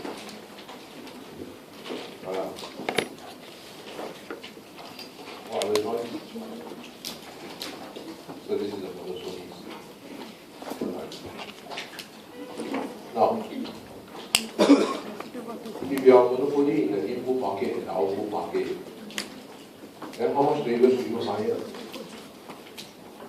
How to find the demand for labor for monopolies, both. So this term is extremely powerful on both ends. Now, first, let's look at the labor supply curve. Now, last week I spoke to you about perfect competition. If the firm is a perfect competitive firm in the output market, and also a perfect competitive firm in the input market, in the labor market is only one of the firms hiring workers. In the output market is also one of the only firms selling. There are a few hundred firms. And as you can see, in the labor market, so what I mentioned to you is that if you are a perfectly competitive firm in the labor market, then what determines the market wage? Market cost. Supply and demand. Right. So the labor market will determine the wage. And once the labor market determines that the wage is $5 for instance, every single firm, the supply of labor curve is this way. Why? Why this way? While the market supply curve is this, each firm the supply curve is this. Each perfect competitive firm in the labor market. Now, because it's the market that set the wage. Once the market set this wage at 5, every worker will only work for you if you pay them at least 5. So the supply of labor is 5. Right? If you pay them 4, will work for you. So supply is 0. Because I can just go work for another firm, there are a few hundred firms. Right? So if you work in a career where the labor market is very competitive, it's good for you. Because you do have a lot of bargaining power. Underpaid, you can always switch to another firm. Right? So no firm therefore has the power to underpay you. They have to pay you the market wage. So the firm labor supply curve is horizontal. That's why last week we looked at perfect competition right under both market. The firm labor supply curve is horizontal. Now, if the firm labor supply curve is horizontal, what's the cost to hire the next worker? I start from 0. If the firm wants to hire one worker, the next worker, what's the cost? He has to pay 5. Right. If you want to hire one more worker, how much does he have to pay? 5. So the marginal expenditure of labor is equal to wage, $5. Constant. The cost to hire the next worker, the wage is 5. So the marginal expenditure of labor is the additional expenditure to hire one more worker. You won't change, isn't it? 5. The cost to hire the next worker, 5. Okay, so MEL and W are the same thing, right? You can call this supply of labor, you can call this, the MEL curve also the same. Marginal expenditure of labor curve also the same. It's equal to W. Okay? Now, if you are a monopolist, which one is the supply of labor curve? If you are a monopolist, you are not a perfect competitive firm hiring worker. If you are a monopolist, if you are Singapore Armed Forces. Singapore Armed Forces, the supply of labor curve is this one or this one? Of course, this one. Right, you are the only hirer. So everyone who wants to work has to work for you. So the market supply curve is your supply curve. Now we are looking at a monopolist, which means if you are looking at a monopolist, you should not be looking at this one. The entire labor supply, all soldiers supply the labor to who? Singapore Armed Forces. So therefore, he is a monopolist. The monopolist, the labor supply curve is the entire market labor supply. Okay, what about the firm's demand curve? He is also a monopoly. Right. A monopoly, not this one, this is the labor market. If it's a monopoly, shouldn't be looking at here. A monopoly in the output market is what? You see, a perfect competitive firm, your year one start. Although the market demand curve is downward sloping, each firm the demand is horizontal. Right? So perfect competitive firm, the demand curve. But if you are a monopoly in the output market, if you say to X, right, the entire market demand is zero. Again, the market demand curve is the monopoly's demand curve. You understand? Whereas in the labor market, the entire supply curve is the monopoly's supply curve. Now, which means if you look at a monopoly's monopoly, we just said that in the labor market, the entire supply curve is the firm supply curve. So this is the whole market. Everybody got to work for this firm. This is the only one who hires people. Okay, so this is the labor supply curve. This is the one that I just showed you. You understand now? The labor supply curve, the market supply curve for labor. So it's always okay. Now in mathematics, of course, this is how that we run. Labor supply is W versus L. The higher the wage, labor supply rises faster. The more you're willing to work, right? So in mathematics, this line is called the vertical variable is called this, so this line is called this. Okay? Where you find this supply curve. Now, if the firm's labor supply curve is this way, will the marginal expenditure of labor curve be the same line? Impossible. Impossible. The marginal expenditure of labor is the cost to hire the next worker. It will be a different line. Higher. Why? If the firm labor supply curve is horizontal, then the marginal expenditure of labor curve is the same line. But if the firm's labor supply curve is this one, just like the monopoly, then the marginal expenditure of labor curve is not a horizontal, it's not the same line, it's higher. Why? You see for yourself. So I'll give you a simple example here. Now, see, we start with 0. If the firm wants to hire the first worker, John. If the firm wants to hire the first worker, start from 0. He has to pay John how much? Now John is only willing to supply his labor if he gets $2. Agree? So they pay John a wage of 2. So what's the marginal expenditure of labor? The cost to hire the next worker, $2, right? Okay. Now, if the firm wants to hire 2 workers, then you can see the cost to hire the next worker is, if you have to hire 2 workers, so you hire John. You're going to hire Mary as well. So you're going to hire 2 workers, every worker must be paid how much? If you have to hire up to 2 workers, can you pay a wage of 2? Impossible. A monopolist, if he wish to hire 2 workers, if he pay 2, how many workers will work? Only 1. So if you're going to hire 2 workers, the firm has to pay 3. Then you can get 2 workers. Understand? The supply of labor. Only 2 workers are willing to work, supply the labor if the wage, market wage is 3. Now, so this means, what's the cost to hire 1 more worker? The cost to hire the next worker.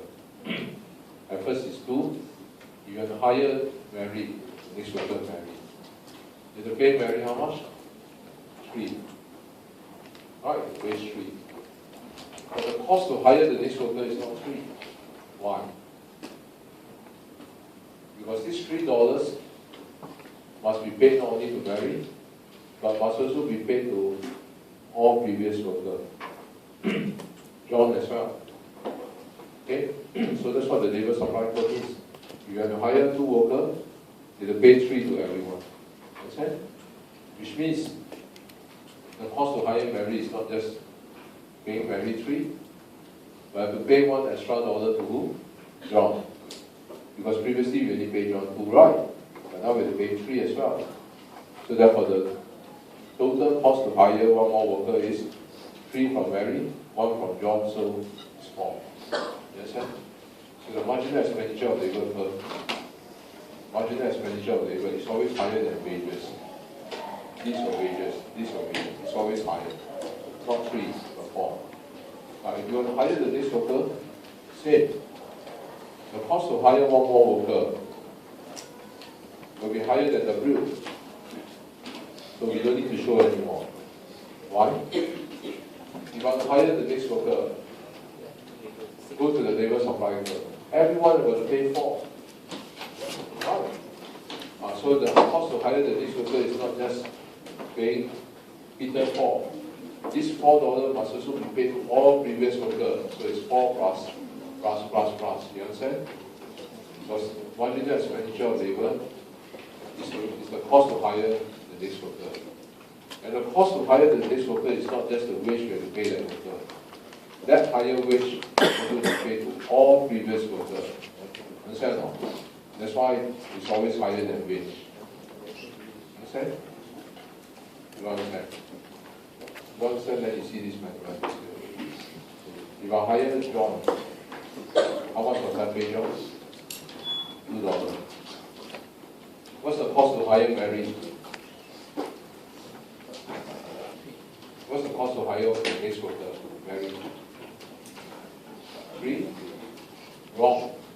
You have to pay Mary 3, but this 3 must also be paid to who? All previous workers. John, right?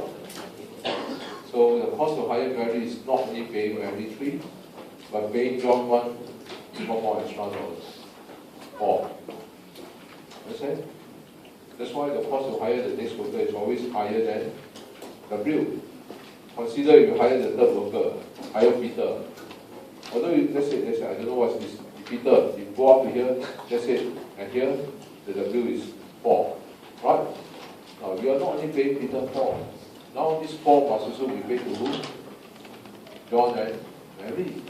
So the cost to hire the next worker is always higher than just the wage that you pay. That's why this curve is above the W9, above the labor supply curve. You understand now? A labor supply curve like this simply tells you, you have to hire 2 workers, you have to pay every worker 3. You have to hire 10 workers, you have to pay every worker $8 or whatever. Understand? It must be paid to all previous workers as well. That's why the cost to hire the next worker is called the marginal expenditure of labor. It's the additional expenditure to hire one more worker. In simple English, the cost to hire one more worker, right? The next worker. It's always higher than the bill, because the higher wage must also be paid to all previous workers. Right? You cannot go and hire one worker and pay this guy $125 per hour, and then you hire the next worker, you pay $150 per hour. Right? You cannot. Every worker will be paid the same. If you pay every worker 3, if you hire Mary at 3, right, this 3 must also be paid to all previous workers. Okay? So that's what the labor supply curve means. That's why the cost to hire the next worker is always above wages. Because the higher wage now will also apply to all previous workers. Okay, so you have this marginal expenditure of labor curve is always above the labor supply curve.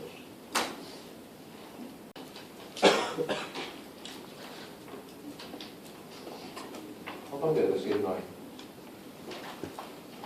One on top of each other. I thought it should be above the labor supply curve, right? How come this one is on top? The cost of higher labor.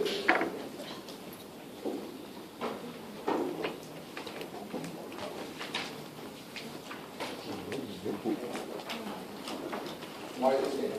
Why the same?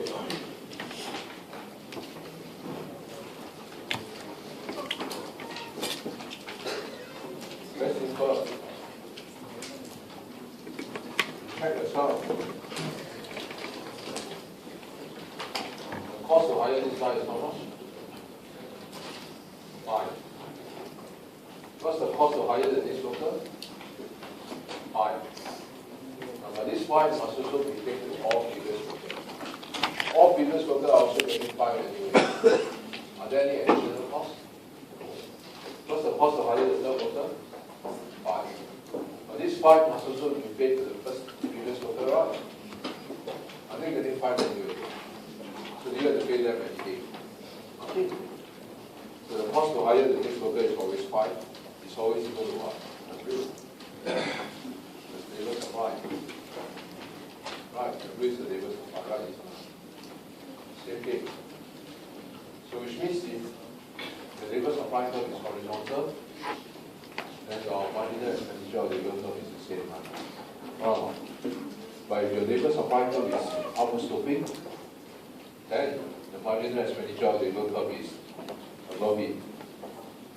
Not the same line. So for perfect completion, they are the same.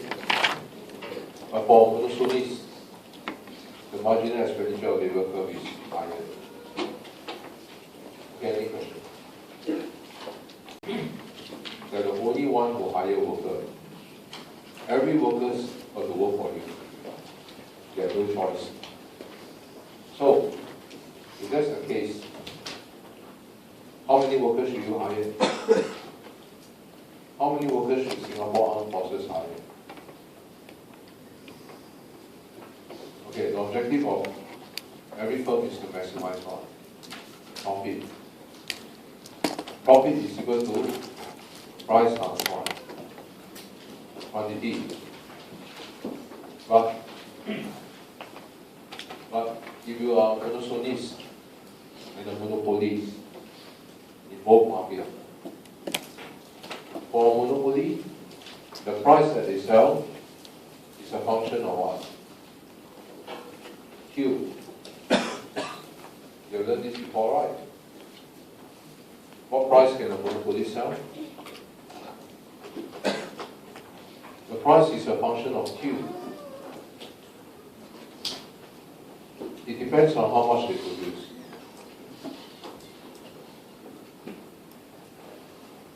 If you can recall, for monopolies, what price can they charge? The whole market demand curve belongs to them. So what price can they charge? Depends on the output they sell. So, anyway, if you know that, I'll show your Facebook notes.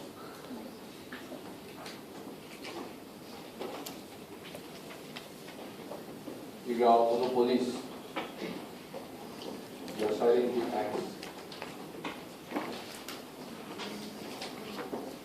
The whole market demand curve belongs to you. Okay?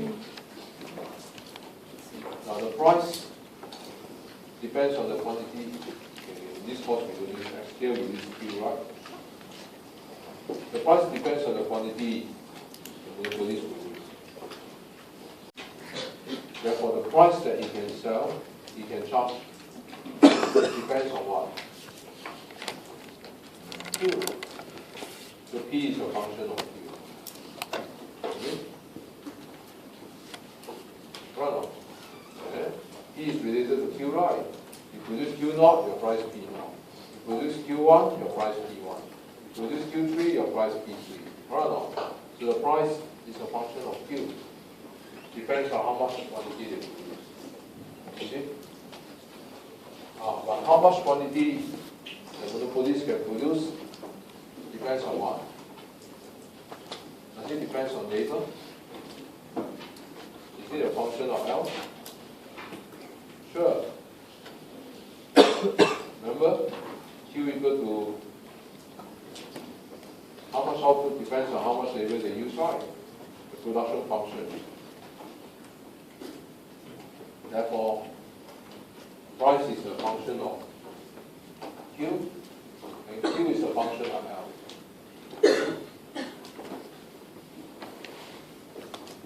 That's why you see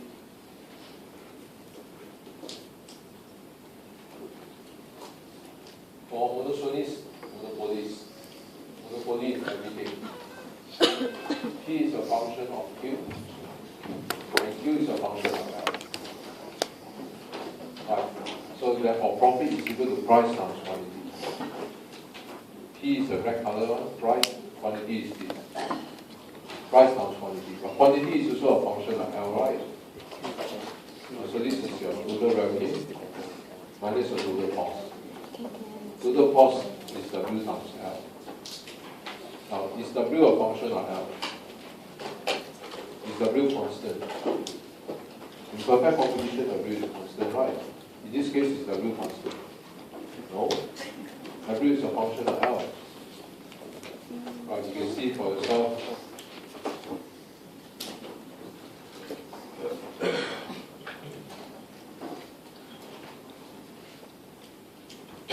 The wage is a function of labor.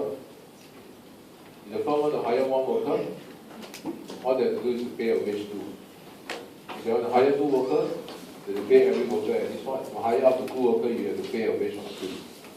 So the wage depends on how many labor you hire. You agree or not? If you want to hire three workers, you have to pay every worker, let's say, 5.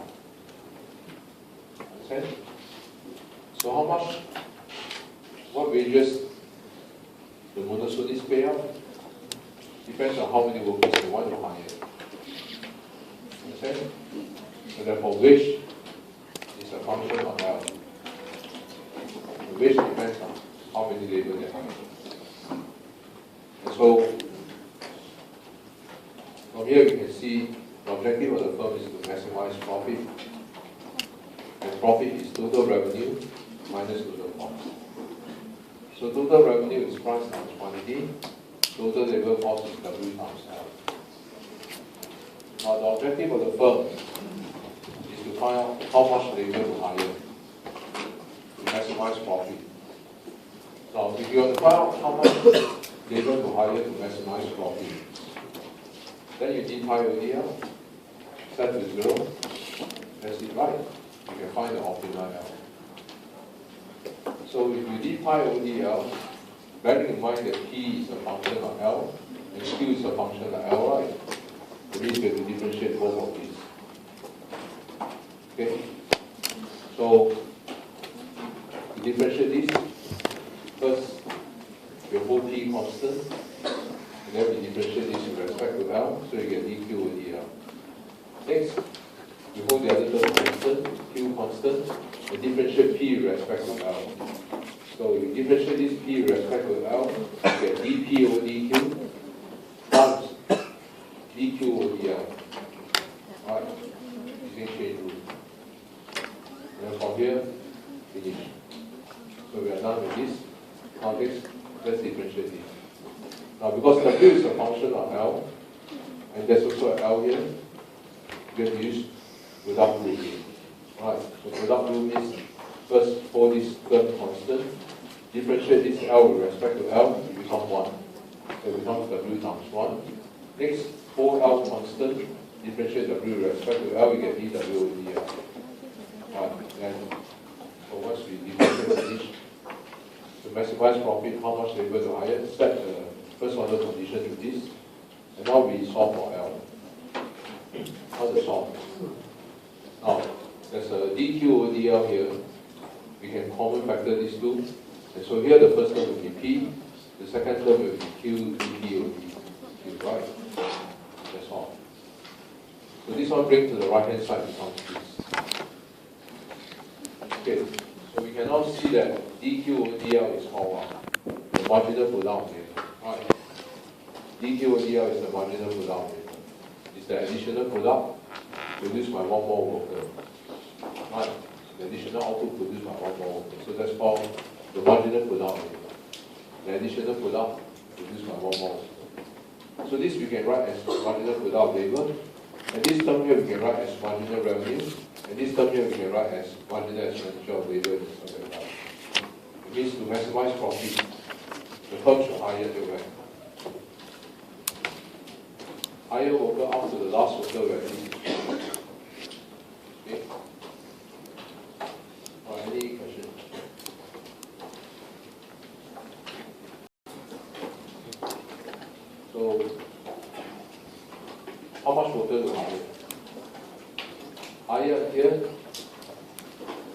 the last worker, this condition is true. Any question? What's marginal revenue? Mistake, right? What's marginal expenditure? Mistake. You don't understand why that mistake?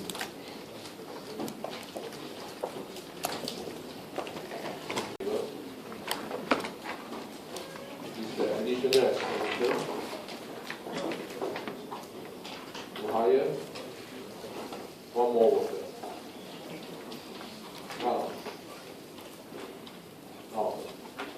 the total expenditure on labor is how much? The total expenditure on labor is how much?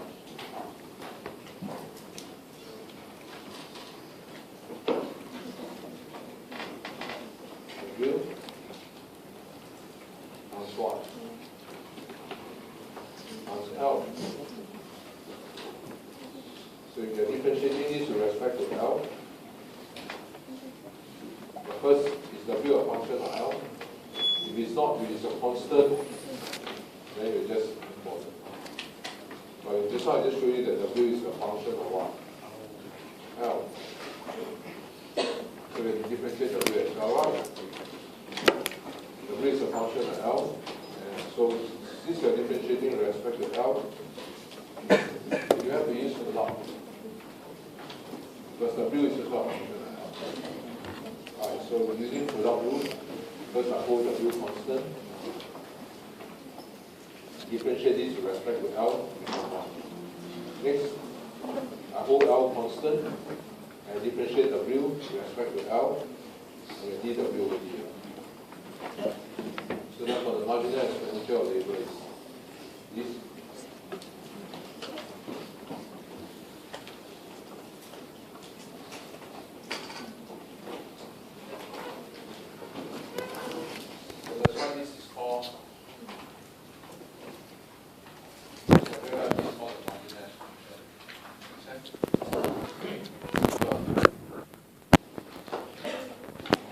Higher until the last quarter where the marginal product of labor, once the marginal revenue is very equal to marginal expenditure.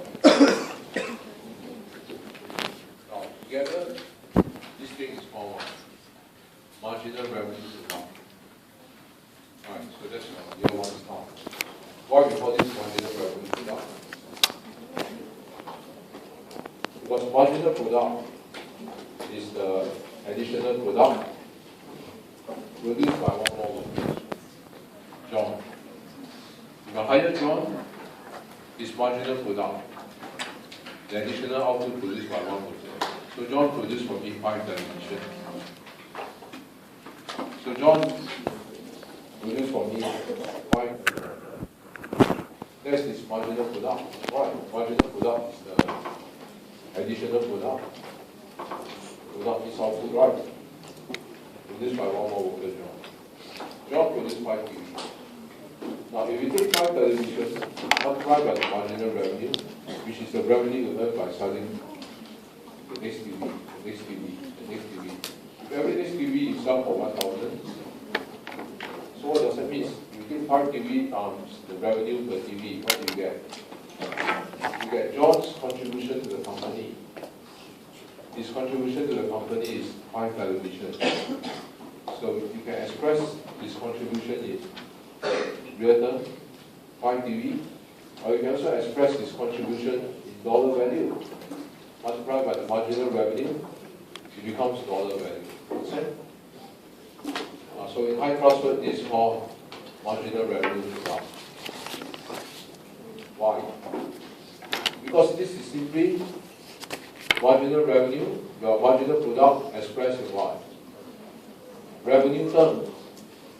That's why it's called marginal revenue product. Understand?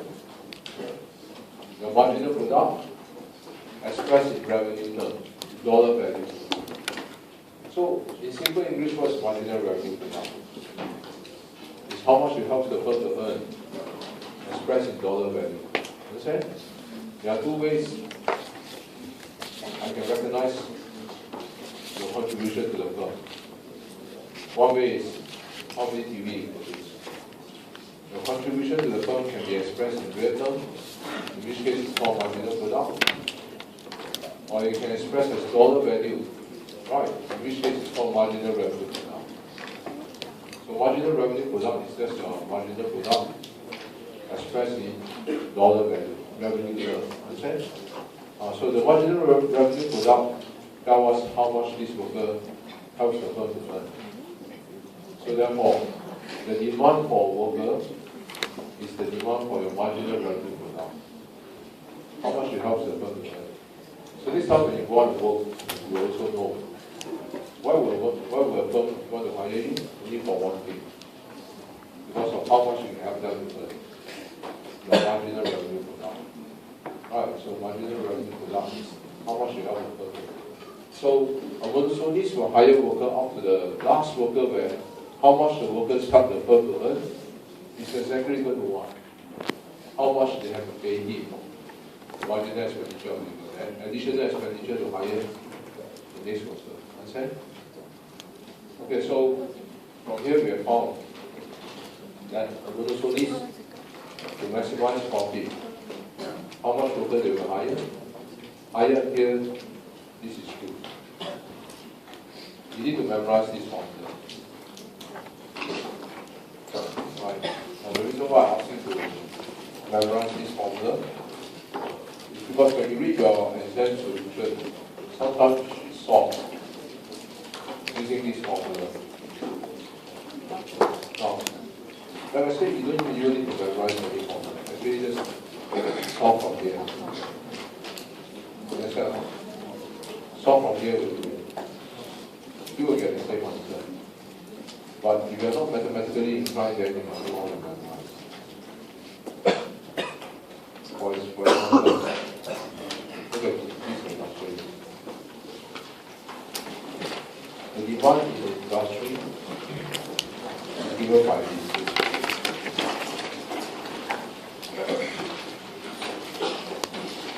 Production function Q equal to L.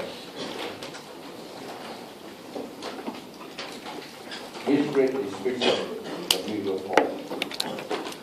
What's the demand for labor? And output if the industry consists of workers. Okay. This is a monopoly, monopolist. How to find its demand for labor? The whole industry only got one firm. He's the one who buys all the labor. Right? He's the one who produces all the output. He's a monopolist. Our monopolist is everything. How many workers should he hire? That's how we just said to maximize profit. You hire here the last worker, where how much that worker can help the firm to earn is exactly equal to what? How much the firm has to pay him. Okay, so solve for this. That will give you the demand for labor. Okay, from here. Maximize profit. How much labor to hire? Hire until this is true. Okay, so let's solve the problem now. Okay, what is this? Marginal revenue product is marginal product times marginal revenue. Right? So what's marginal product? Now, the production function is this. Marginal product labor is the additional product produced by one more worker. So it's dQ over dL. So differentiate Q with respect to L, you get this. So I found this. Okay. So higher worker until this is true, right? So this one I solved already. Now I need to find this one. What's MR? Now, if you look at this demand curve, this demand curve is a straight line or curve. Straight line. Then for the marginal revenue, It's the same line, except the slope is what? 2 times steeper. So the demand curve is 2, the slope here is 4. Super? You all know that, right? Huh? You know. You don't know, then you're going to use the best one. First MY equal to ER over EQ. Now, if you cannot tell whether the line is straight, then you're going to use best. Then don't go and follow this. Now, since the demand is this, 100 minus EQ, so therefore total revenue is equal to price times quantity, right? So P is this.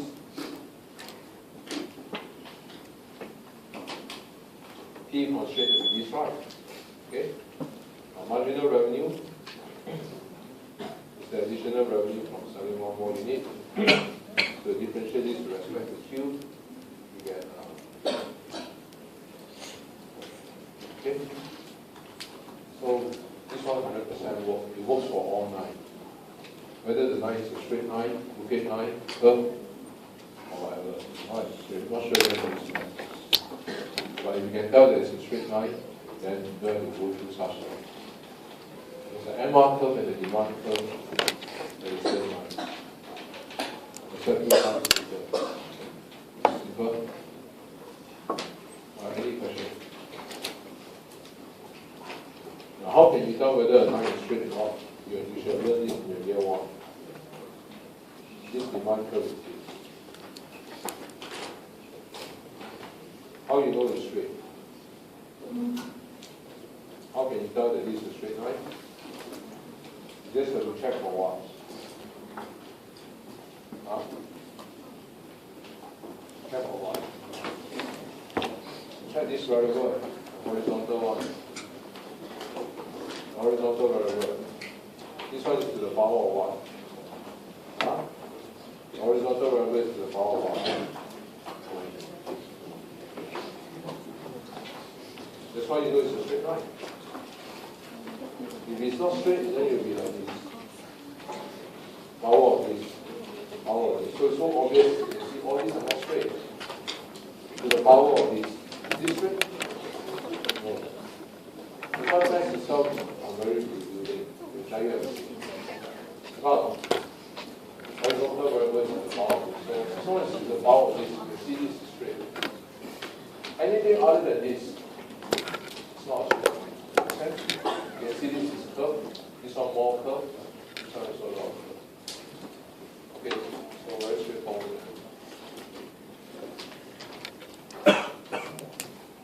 Okay, so your MR is 560. This one here is 2, here is 4. So I have MR, so I found this also. What else do I need to calculate? Okay, MEL. MEL equal what? 4. How come? Because the weight is fixed at 4. This, although it's a monotonist, by right, a monotonist, the labor supply curve should be what? Hours per week. But she misbehaved. She says that weight rate is fixed at 4. So therefore, she's saying what? This monotonist, the labor supply curve is what? What shape? Horizontal. Right now. Horizontal, fixed at 4. Yeah? Fixed at 4.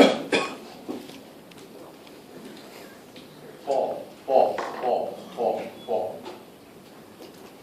Now, if it's fixed at 4, that means the marginal expenditure labor also 4. Right now. By right, this should not be the case. Monotonist, the labor supply curve should be this. Right? And the marginal expenditure of labor should not be equal to 4, should be higher. But she misbehaved. She's going to say it's fixed at 4. Okay, so we have to follow. Understand? We have no choice. by right should be this, but by left should be this. So therefore, no choice. Simple. So therefore, the marginal expenditure of labor is equal to 4. Okay, I have all the necessary ingredients to solve equation 1. Equation 1 will give me the optimal demand for labor. So you plug in all the values that we have found. MPL is this, MR is this, MPL is 4, therefore equation 1 becomes this. We have 1. Equation 1 unknown, solve for Q, Q is this. But whether we get the demand for labor, no problem. By right, we should get the demand for labor L. But again, if you don't have it, it's okay. This output will give the firm the highest profit. Okay? So, since the production function Q is equal to QL, right? You understand?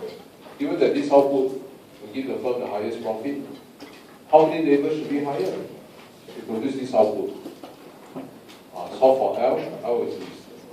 Simple? You understand now? This quantity gives the firm the highest profit. How many labor should they hire? L equal to